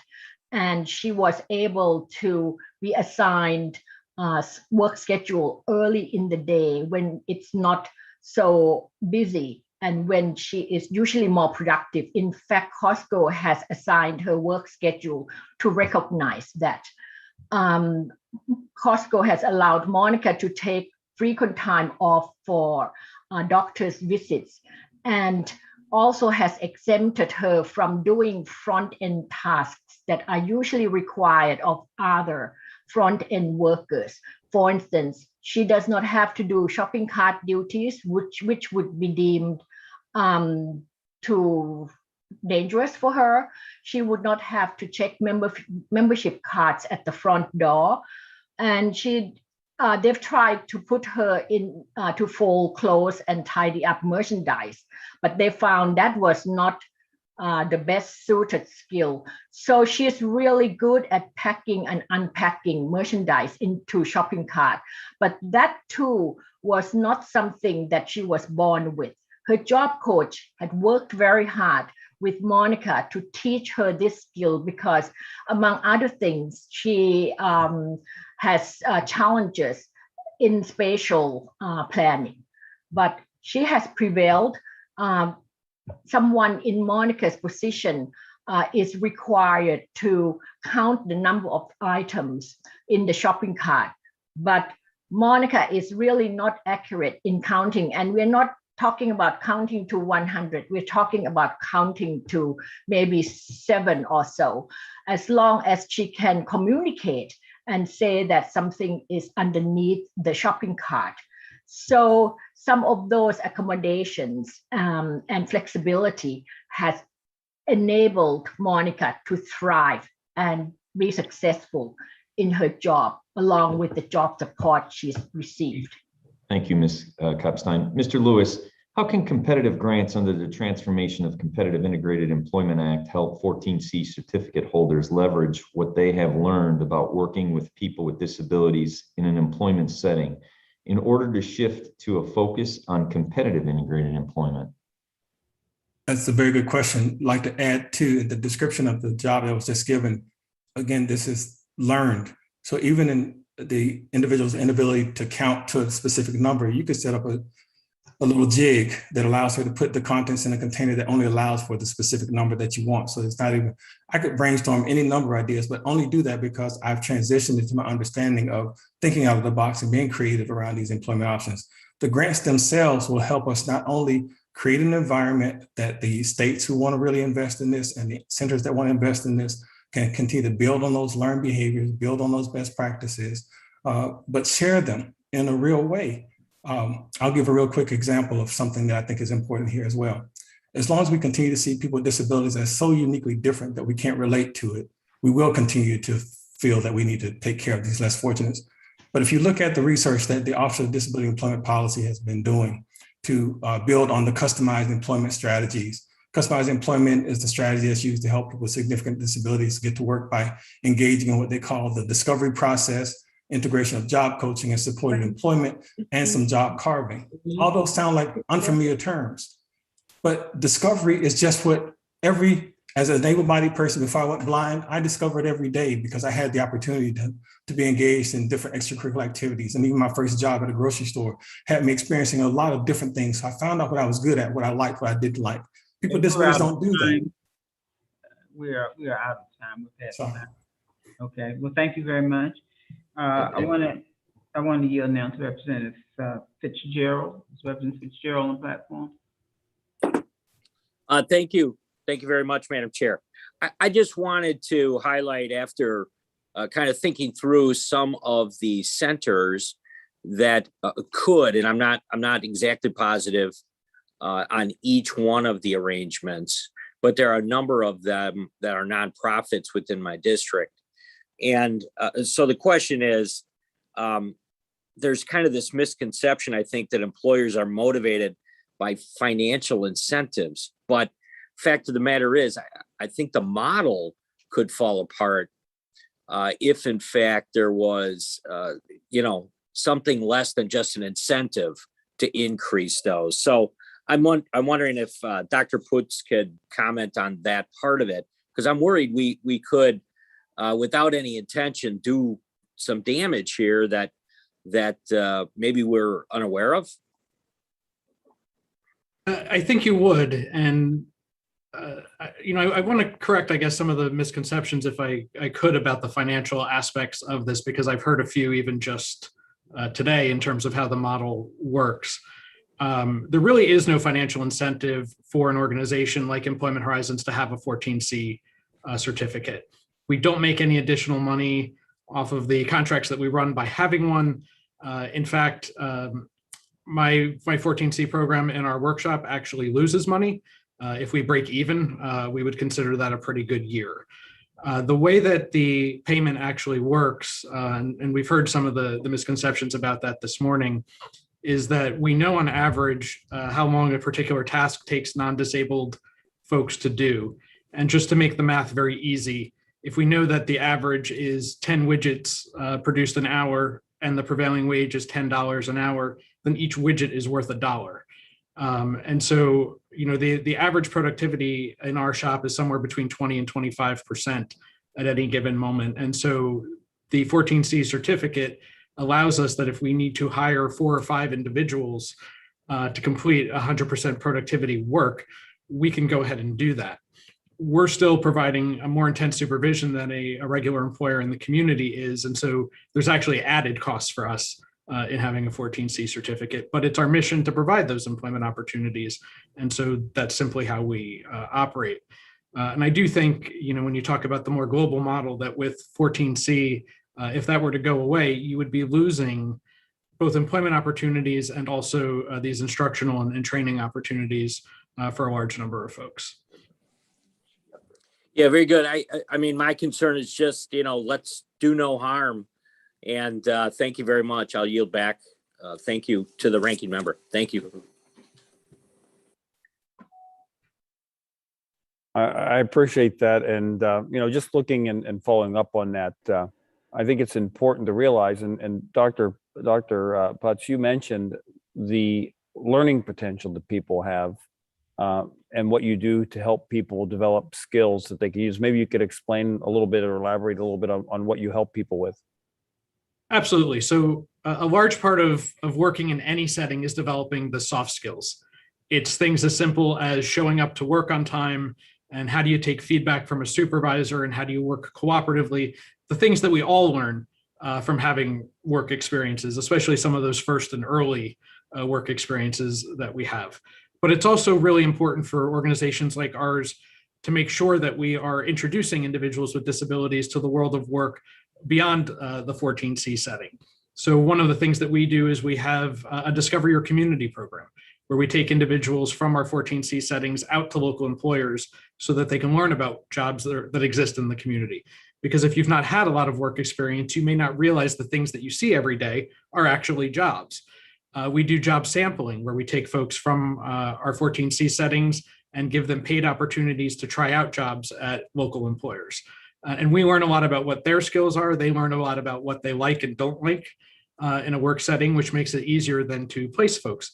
And in fact, on a number of occasions, those job samplings have turned into employment. competitive integrated employment for the clients that we serve. We do career counseling, career discovery, so that individuals might learn where their interests lie and the types of jobs that correspond to that. We hold groups so that folks learn to work together on things like developing interview skills, resume writing skills, how to find jobs that are of interest to you in the first place. And so, there's a whole lot that goes into it beyond sort of, I think, what people think of 14C as. Thank you. I appreciate that insight, and I yield back. Thank you, sir. We want to recognize Representative Bowman. You are recognized, sir. 5 minutes. Thank you so much, Madam Chair. My first question goes to Ms. Kopstein. Thank you so much for your testimony, which is a testament to your years of advocating for your daughter to ensure her voice was uplifted, particularly on the question of sheltered workshops. You also shared in your testimony that the recommendation to look into sheltered workshops came from your daughter's school transition team. I wanted to ask you, what are your thoughts or recommendations for schools to consider when it comes to supporting students with disabilities and their families with transitioning from school to work? So WIOA from 2014 has recognized that pre-employment transition service, which could start as early as age 14 in New Jersey, would be one promising step. And even though my daughter's school has already recognized that before WIOA, the most important transition from school to work activities would be to provide opportunities of job skills in authentic settings,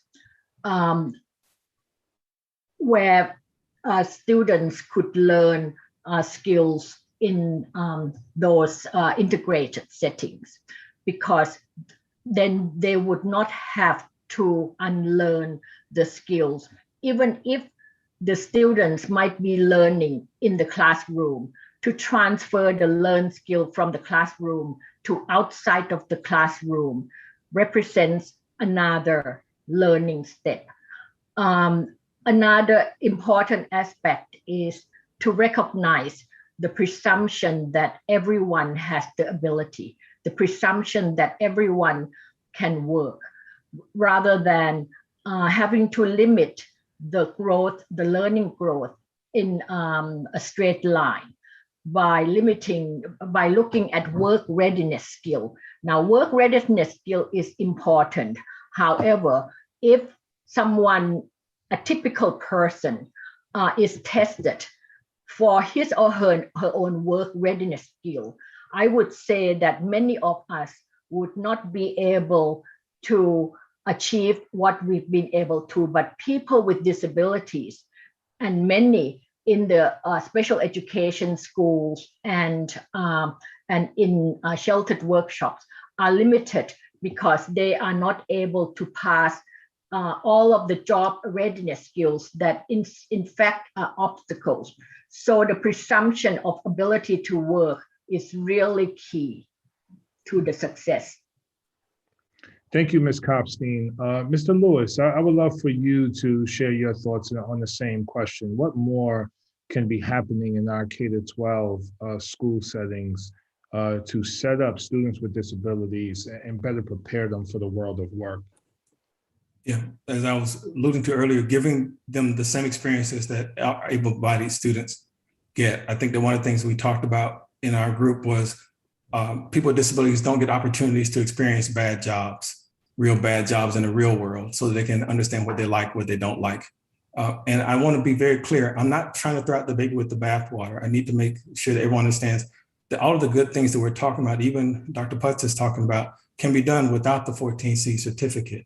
When you introduce this 14C certificate, you can say you're doing these things in tandem, but I'll be honest with you, we had contracts to meet because of our sub-minimum wage environment. And when it was time to either do Job Club, but we had a contract that we needed these many widgets done by a certain time frame, Job Club was usurped. And we put those people back in the workshop to make sure we were able to deliver the products that we needed. The 14C is just counter to what we need to be focusing our energy on. and the school systems using the 14C environments as training institutions is not right. We need to be doing more of what Dr. Putt says, getting them out into the community, looking at real jobs, getting an opportunity to see what they like, what they don't like, what they have the skills for, what they don't have the skills for. Thank you so much, Madam Chair. I yield back. All right, thank you very much. Representative Thompson, you're recognized for 5 minutes. Madam Chair, thank you so much. Thank you to all the witnesses. This is an issue having spent my entire career working with individuals that were facing and living with life-changing disease and disabilities. I really appreciate this hearing. Dr. Putz, thank you for being here today. You know, the Fair Labor Standards Act established the federal minimum wage, overtime pay, child labor, record keeping, and other wage and hourly standards for nearly 143 million Americans. And as you know, Section 14C of this legislation authorizes the Secretary of Labor to provide special certificates, more commonly referred to as 14C certificates, for certain workers whose capacity is impaired, living with physical or cognitive intellectual disability, at wages lower than the federal minimum wage. And as of April 1st, 2021, the Department of Labor listed more than 600 employers with an issued 14C certificate, paying nearly 40,000 workers at sub-minimum wage, and almost 700 employers with a pending 14C certificate application. In my congressional district, many employers utilize the 14C certificate program, including the Cambria County Association for the Blind, the Venango Training and Development Center, ICW Vocational Services in Indiana, Pennsylvania, Progressive Workshop of Armstrong County, among others. These employers have argued for the continuation of this program, citing that it provides employment opportunities for individuals with disabilities who would not otherwise find employment. You know, 14C is not just about receiving a paycheck. This is about the power and the dignity of work. It's always been my opinion that work gives dignity to individuals, and these certificates offer individuals with disabilities, living with disabilities, a chance to contribute in the workforce, engage with other workers, have that network, and to develop new skills. However, my colleagues across the aisle are considering HR 2373, which aims to eliminate this program entirely, forcing people with disabilities out of the labor market. And while I can I've always supported giving individuals the opportunity to earn more money, this should not come at the expense of eliminating opportunities for others. HR 2373, within that, by eliminating 14C, this will, based on my work experience and my observations today, spending a lot of time in these settings, this is going to result in pushing many individuals with significant disabilities over the poverty cliff, threatening the very safety net benefits that they rely upon. So instead, what we should be doing, and this comes down to the fact that as the Secretary of Labor that grants these waivers, we should focus on how the department oversees and implements this program. We should be doing our job as a committee of oversight with the Secretary of Labor in order to make sure that they raise their standards and allow these individuals to thrive in the workplace. Where there's a problem, there's a violation of the law that already exists today. So Dr. Putz, I wanted to reiterate what my colleague from Virginia said earlier. In November 2019, the U.S. Commission on Civil Rights received nearly 10,000 public comments when soliciting opinions on the future of the 14C program, 98% commenting that the 14C program should be maintained. This clearly shows how we should look for ways to improve the program and not eradicate it altogether. So Dr. Putz, in your opinion, does HR 2373 respect the ability of individuals with disabilities to select an employment setting that meets their needs? So I think it clearly does not, based on those figures. 98% of the comments, like you said, were in favor of 14C. If we're to judge 2373 in light of those comments, then it's not matching the feedback that the U.S. Commission on Civil Rights received. And in my opinion, self-determination and choice have to be the underpinning of any good system of employment for people with disabilities. And what HR 2373 does is take away certain choices. There's clearly not an insignificant number of people with disabilities who want to maintain 14C options. I sort of reject the attitude that others know what's best for them instead of allowing them to make those choices. I also appreciate your comment on fixing things when there are errors, as opposed to trying to sort of throw apart the whole system. Some of the examples that we've heard this morning are definitely not best practice, or things that employers with 14C certificates should not have done. But if there are folks operating out there that are not operating appropriately with the 14C certificate, then we need to address that, as opposed to deciding that the entire program doesn't work. Thank you, Doctor. Madam Chair, if I may, before I conclude, I'd like to submit 2 letters for the record. The first is from the Venango Training and Development Center, located in my congressional district. Second letter is from the Rehabilitation and Community Providers Association. Both letters outline the impact of eliminating the 14C certificate program. So noted. Thank you. Thank you, ma'am. Okay, thank you very much. Representative Cawthorn, you're recognized for 5 minutes, sir. Thank you very much, Madam Chair. The facts are abundantly clear. The Biden administration's policy of exorbitant unemployment benefits has been counterproductive, and the American workforce has stalled in returning to work. Our local businesses need safe, effective labor in order to kickstart our economy. If there was ever a time to work on disability pay, now is the time after a global pandemic, and where businesses need workers more than ever. Now, I personally do not believe in any form of a federal minimum wage, but if there is going to be a minimum wage, we should treat all citizens as equal under the law. The strength of human dignity is fully realized in a good job and a firm work ethic. Given the right resources and building on existing programs, we can transition capable employees into our workforce. I urge my colleagues to consider this legislation, and with that, I yield back. All right, thank you, sir. Let's see. The Representative Steele, you on the platform? Representative Steele, you're recognized. 5 minutes. Thank you, Chairwoman. Thank you for all the witnesses for testifying today, and I really appreciate it, and staying long hours. And I just want to have a question to Dr. Potts.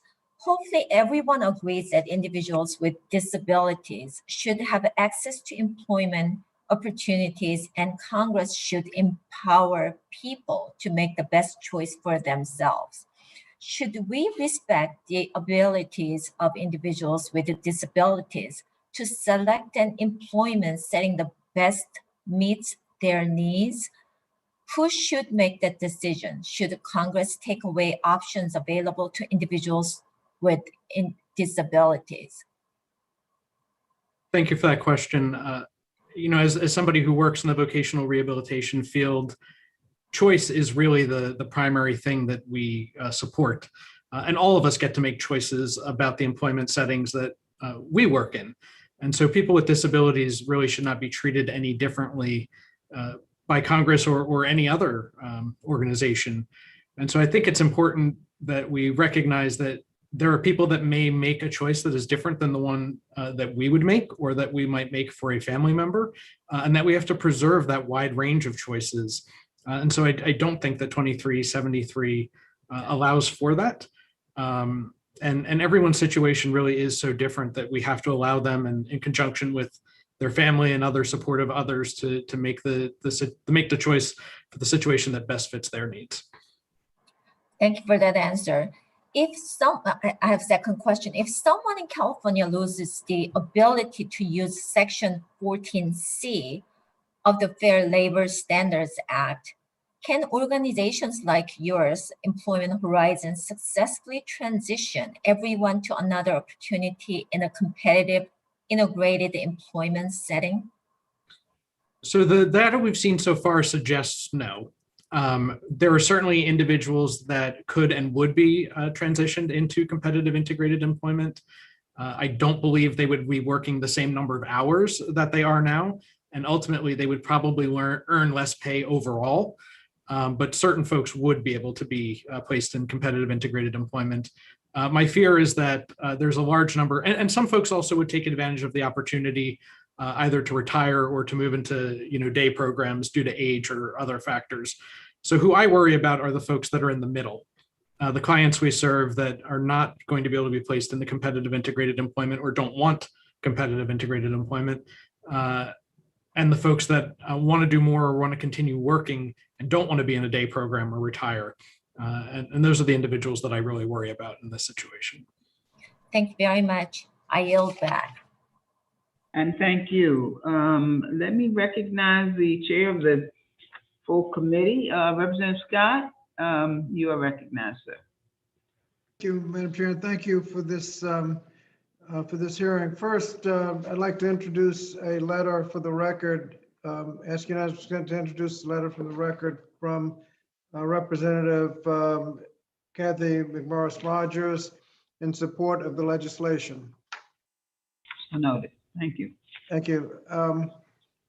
Mr. Lewis, for people that are presently on 14C certificate, how can wraparound services, supported employment, job coaches allow transformation to competitive integrated employment? Thank you for that question, because it allows me to elaborate that that's the only time that the individuals really do have an opportunity for real choice. We've been talking about choice, but in the example that was given about the individual who went to that competitive integrated work environment and said that as a result of some circumstance related to her disability, she went back to the shelter workshop. Again, it's easy to use that as an example without taking into consideration, did we put in place the proper job coaching to help her be able to be productively employed in that environment? Did we provide the wraparound services that included not only supports on the job, but also in her home life that allowed her to do this, that would have reduced or even eliminated the subsequent impact that the seizures or whatever happened?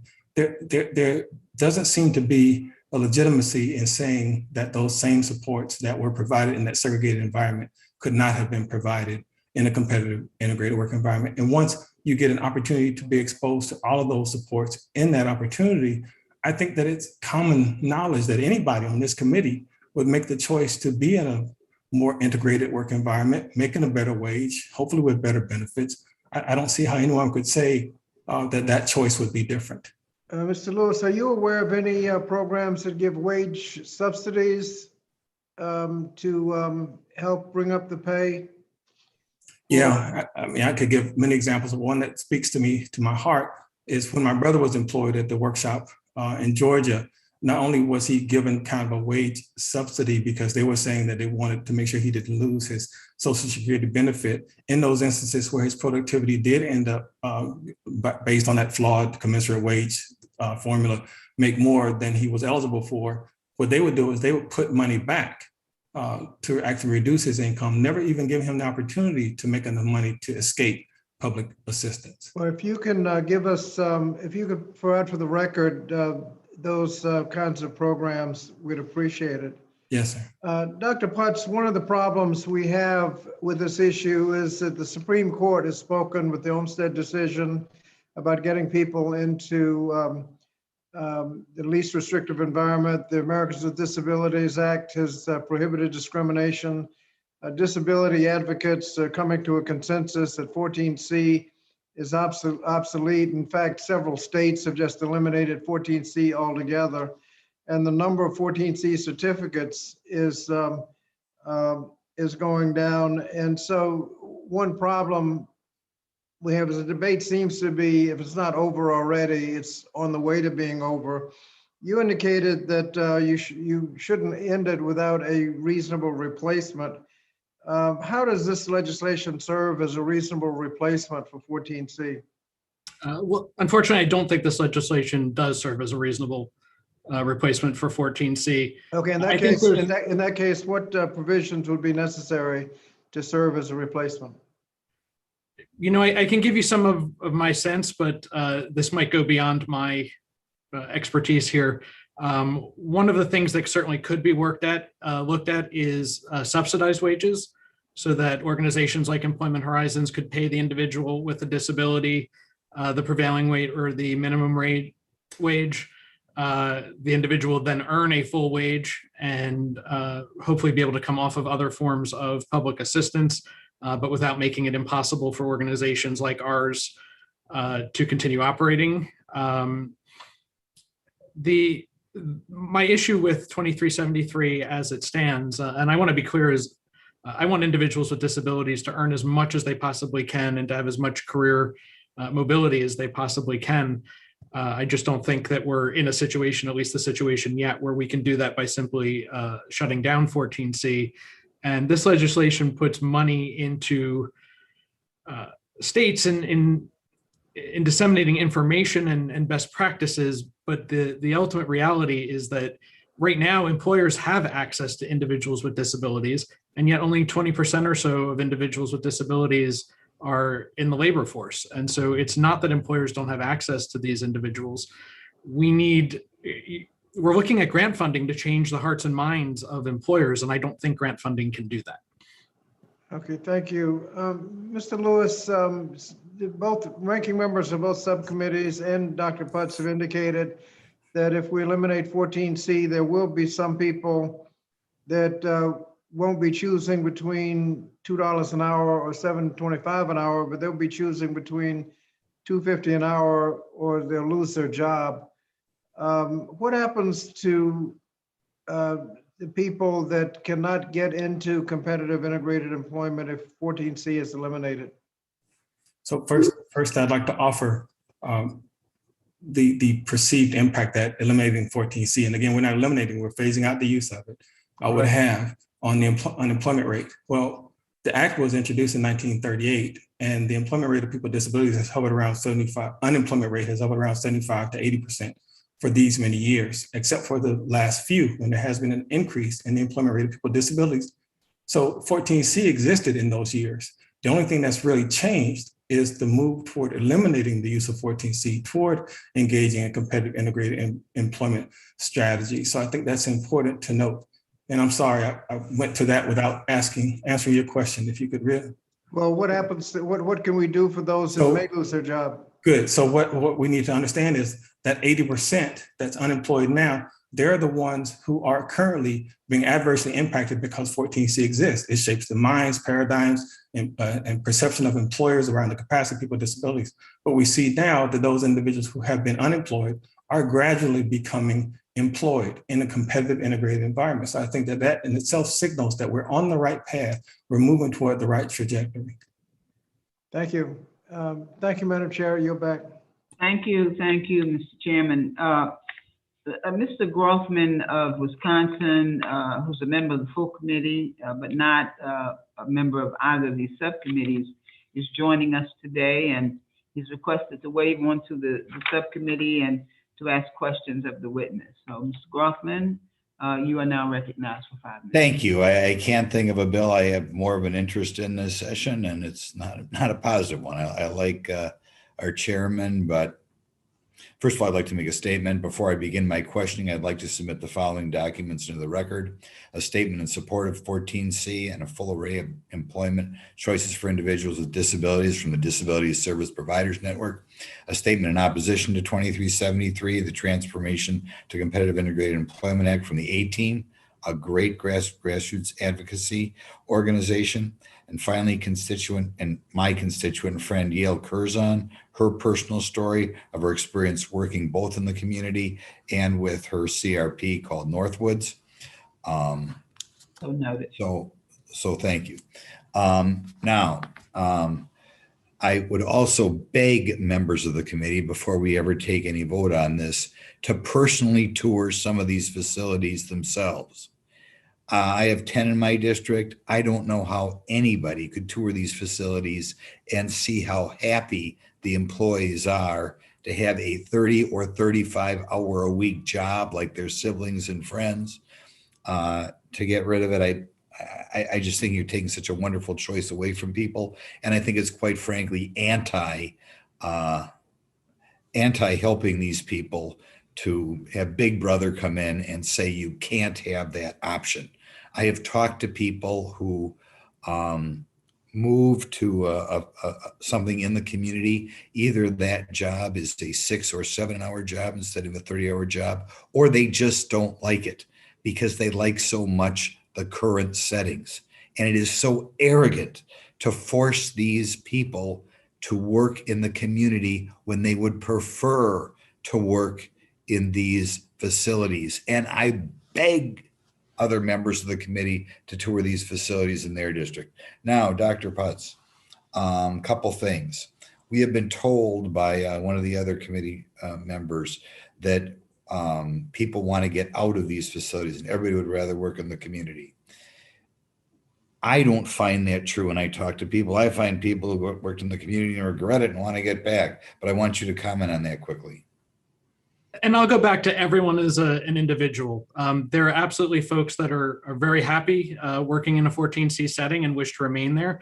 And there are folks who have aspirations for competitive integrated employment. And it is 100% our job to help them reach that when that is their goal. Is there a difference, do you think, a little bit between people with physical disabilities and more mental disabilities? Sure. And again, everyone with a disability is so different. So there is a definite difference between intellectual and developmental disabilities, which is predominantly who we serve. Right. Next question I have, and I think it's going to be particularly a big problem for people with mental disabilities. But next, when they say we found employment for people, one of the things that I find is they exaggerate because someone goes from a 35-hour-a-week job to a 6-hour-a-week job, and they say, aha, we found a job in the community. And the rest of the time you're babysit in a daycare setting. And people know very well that they lost their job and they're miserable. And I think to count finding a 6 or 7 hour job to replace a 35-hour job is just so unfair. But I'd like you to comment on that. Yeah, and it's not a replacement. It's certainly an interesting opportunity for someone. Competitive integrated employment is always a worthy goal for individuals, but 6 hours doesn't replace 30. Right, that it's just so dishonest. I'm going to say too, I think frequently you find a 6 and 7 hour job. It's not that it's not only a different job for the employee, it's a different job from the employer. I find a lot of employers in my district, when they do offer the 6 or 7 hour a week thing, they view it as charity all the way. They're not getting a lot out of that employee. The employee knows it, but we create an expectation in our society, which is wonderful, and that a lot of employees feel it's their goal as a good citizen to, in essence, kind of sadly babysit this person for 6 and 7 hours a job. And that's fine. And it's wonderful to be out in the community. But I sometimes think certain advocates miss that. Do you feel that's the attitude of some of the private sector employers, that they view it as more of a charity than we found this employee? I think a lot of employers want to do what they consider to be the right thing, that they want a diverse workforce. And I think increasingly understanding that people with disabilities are part of a diverse workforce is becoming more common. But at the same time, if the position made sense at more than 6 or 7 hours, then I'd like to think the employer would offer the position. That's exactly right. I find that again and again. People hired for 6 or 7 hours a week, and everybody says how wonderful it is, but miraculously, the employer says how wonderful it is. That employee never moves up to 14 or 15 hours a week. There's a reason for it. Do you feel that people have more job security in formerly called workshops than they do out in the community? Another thing that concerns me is, businesses open and close, and consistency and security is so important for that population. I find frequently that when people get jobs in the community, restaurant work is common. Restaurants open and close. You're out of Much time, more sir. traumatic. Oh, okay. Yes, Madam, we are past time. thank Yes. you much. I again beg members of the committee to tour these facilities in their district. Thank you for Thank you having very me. much. Let me quickly recognize Representative Stevens. Hey, thank you, Chair Adams, and thank you, Chair Bonamici, and of course, Chairman of the full committee, Mr. Scott, as well as our just incredible witnesses. This hearing was not only informative, it was essential. And as we look at Section 14C of the FLSA, which allows employers to apply for special certificates from the Department of Labor to pay individuals with disabilities less than the federal minimum wage. We've heard a lot today about how changing the law would be cumbersome for the businesses. It'd be cumbersome for the businesses, except for they're still going through an application process to pay less. And what we heard through our remarkable testimony from Mr. Ampton from Ms. Kopstein to Mr. Lewis here, it's absolutely remarkable that in the year 2021, This is still going on. This is still going on. We have places in Michigan, in my district, some of the gold standards for adult higher ed learning for the disability community, from Visions Unlimited to the Learning Enrichment Center located at the Novi Northville border that's focused on not leaving behind human talent. And yet the value that we are placing on this talent is less than in the year 2021. So yes, this hearing couldn't be more essential for us here today, as we are balancing some very profound considerations with workforce development, a constrained labor market, and on. Mr. Lewis, in particular, in the Workforce Innovation and Opportunity Act, which requires vocational rehabilitation agencies to provide career counseling and other services to youth with disabilities before they can be employed at sheltered workshops, which is a term that I don't even know why we are using, frankly. I don't even like that term in the United States of America. Based on your observations, to what extent, Mr. Lewis, and how effectively has the counseling requirement been implemented? The counseling requirement is only going to be as good as the professionals' knowledge of what the true opportunities are, which was one of our concerns when we were looking at passing the reauthorization. I'm so pleased that the Workforce Innovation Opportunity Act recognized that that transition age is crucial, and we need to set high expectations for our students with disabilities to strive for the same goals as everyone else, regardless of what society feels their capacity is. We have proven strategies, interventions, and supports that make it possible for them to be in the same environment with the peers that hopefully they're engaging in the school systems. It's just pivotal that we need to do that. But if there are individuals, and again, I was one of these individuals that is advising these people that 14C is a viable option, and my arrogance was that I thought I knew what was best. But luckily for me, I was open-minded, and people who proved to me over and over again that the ceiling that I had placed on these people, the limitations that I had placed on these people were false and wrong. Once I broke through that ceiling, then they were able to get those true access to those true opportunities. So I think that's what's important. The counseling has to be supported through individuals that have the knowledge and the belief and the capacity that these students can be competitive.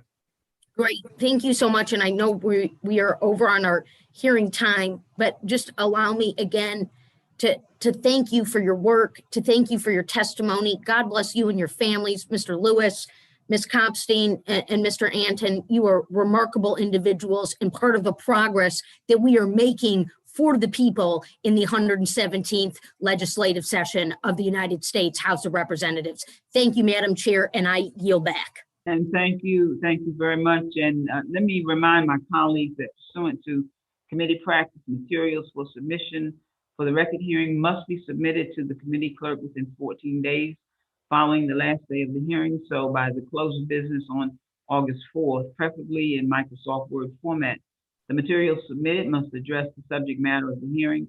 Only a member of the joint subcommittee or an invited witness may submit materials for inclusion in the hearing record. Documents are limited to 50 pages, no longer than 50 pages, or documents longer than 50 pages will be incorporated into the record via internet link that you must provide to the clerk within the required time frame. Please recognize that in the future that link may no longer work. Pursuant to House rules and regulations, items for the record should be submitted to the clerk electronically by emailing submissions to edandlabor.hearings@mail.house.gov. Again, I want to thank the witnesses for their participation today.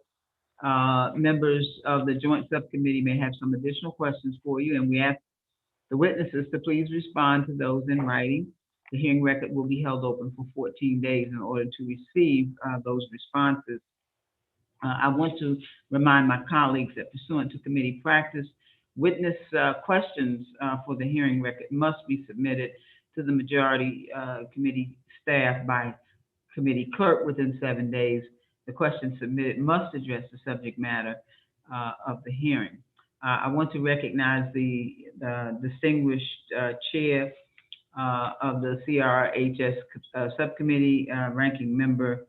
The chair of the committee, the ranking member for a closing statement. That's Representative Keller. Oh, Representative McCain? Representative Keller, okay. Thank you, sir. Go ahead, you're recognized. Thank you, Madam Chair. And I'd like to thank the witnesses for your testimony today and for being here to help us understand more about your experiences. The hearing made one thing clear. Both Democrats and Republicans want people with disabilities to reach their fullest potential. While we may disagree about potential public policy changes, I hope we can agree that we should avoid actions here in Washington, D.C. that foreclose opportunities for our constituencies. Sadly, H.R. 2373 would have many potentially detrimental consequences for workers with disabilities, and I do not believe my Democratic colleagues take these downstream costs seriously, and I am not alone. Madam Chair, I ask unanimous consent to enter into the record 3 letters and 2 statements, all supporting the 14C program. The first letter is from the Rehabilitation and Community Providers Association in Pennsylvania. The second letter is from members of the Missouri Congressional Delegation to Congressional Leadership. The third letter is from Rep. Vicky Hartzler to the chair of the U.S. Commission on Civil Rights. The first of the 2 statements is from Project CU, Incorporated in St. Louis, Missouri, and a second is from Access in Washington, D.C. Noted. And additionally, I would ask that unanimous consent to enter into the record documents from Mr. Grothman. Yes, I noted. Okay. Thank you. All of these statements and letters for the record plead with Congress to protect the over 100,000 14C employees from becoming unemployed. Let me be clear, Republicans support the ability of individuals with disabilities to work in a setting of their choice, reaching their fullest potential, including under 14C certificates. Eliminating 14C is wrong. People with disabilities find meaning in these jobs, and it is heartbreaking that Democrats want to take that away from them.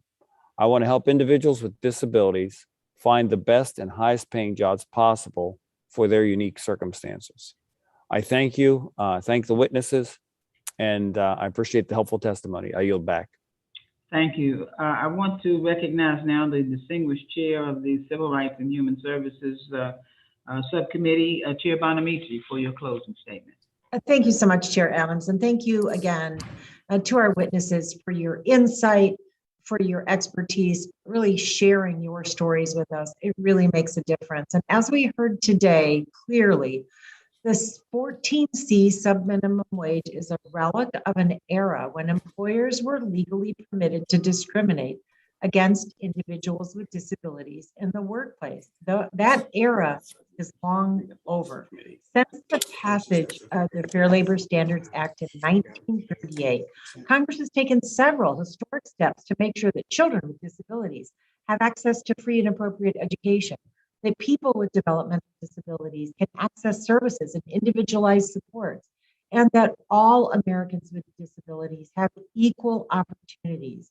And despite this progress, workers with disabilities in some states continue to legally be paid less than $2 an hour. It's unacceptable. Now we have the ability to rectify this injustice.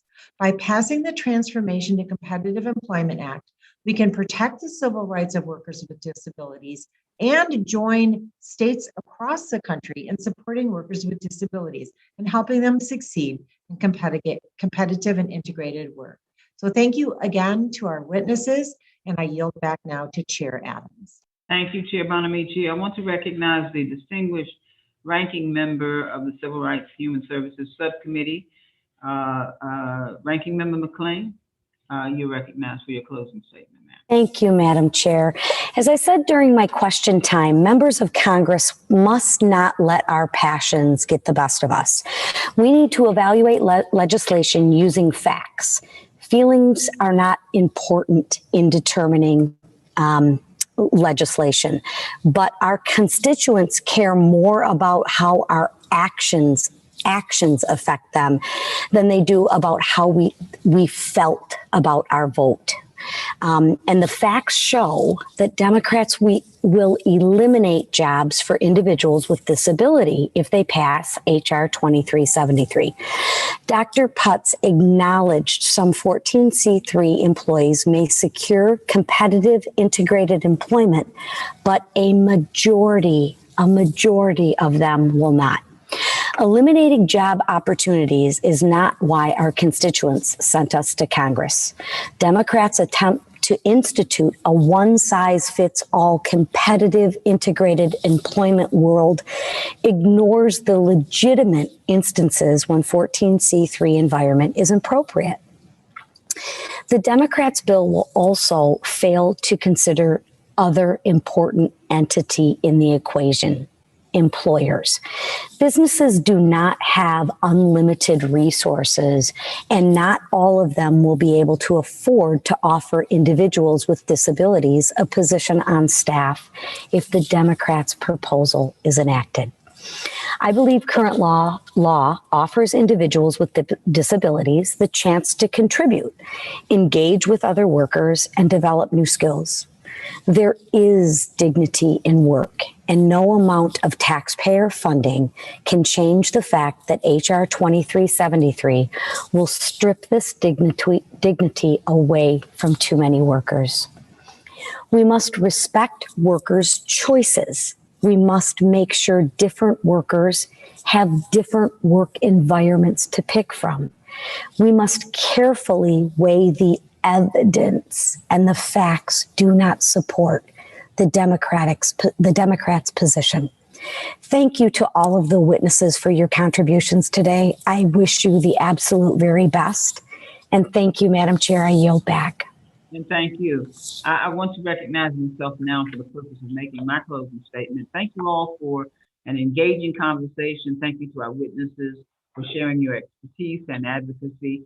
Today's discussions and expert testimonies reaffirmed our responsibility to not only end the 14C subminimum wage, but also to help providers and workers with disabilities transition to competitive integrated employment. As we heard, many states and cities across the country have already taken the initiative to phase out the 14C subminimum wage. The integrated workplaces in these states prove that with the necessary investments, it's possible to create an inclusive workforce in which all workers can meaningfully contribute to their communities. And this is why we must pass federal legislation, including the Transformation to Competitive Integrated Employment Act, to ensure that all working Americans with disabilities are given the tools that they need to succeed in our economy. And finally, I'm submitting two statements for the record, one from the National Council on Disability, an independent federal agency that has recommended the phase out of 14C since 2012, and one from Melwood, a nonprofit employer of people with disabilities that stopped using 14C certificates 5 years ago and has been a leading voice for the transformation to competitive integrated employment ever since. Without objection, so ordered.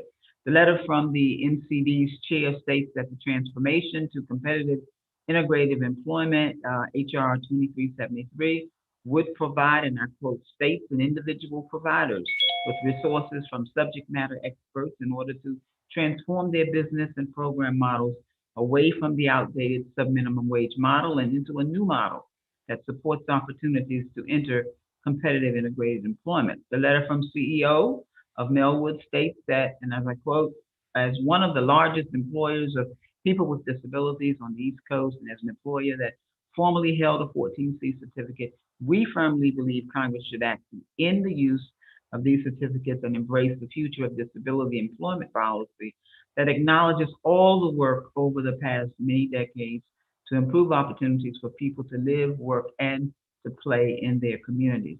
And so as we approach the anniversary of the ADA next week, this is a timely moment to take stock of how we move past this antiquated provision of the FLSA and work to achieve the goals of the ADA by committing to opportunities for competitive integrated employment for people with disabilities.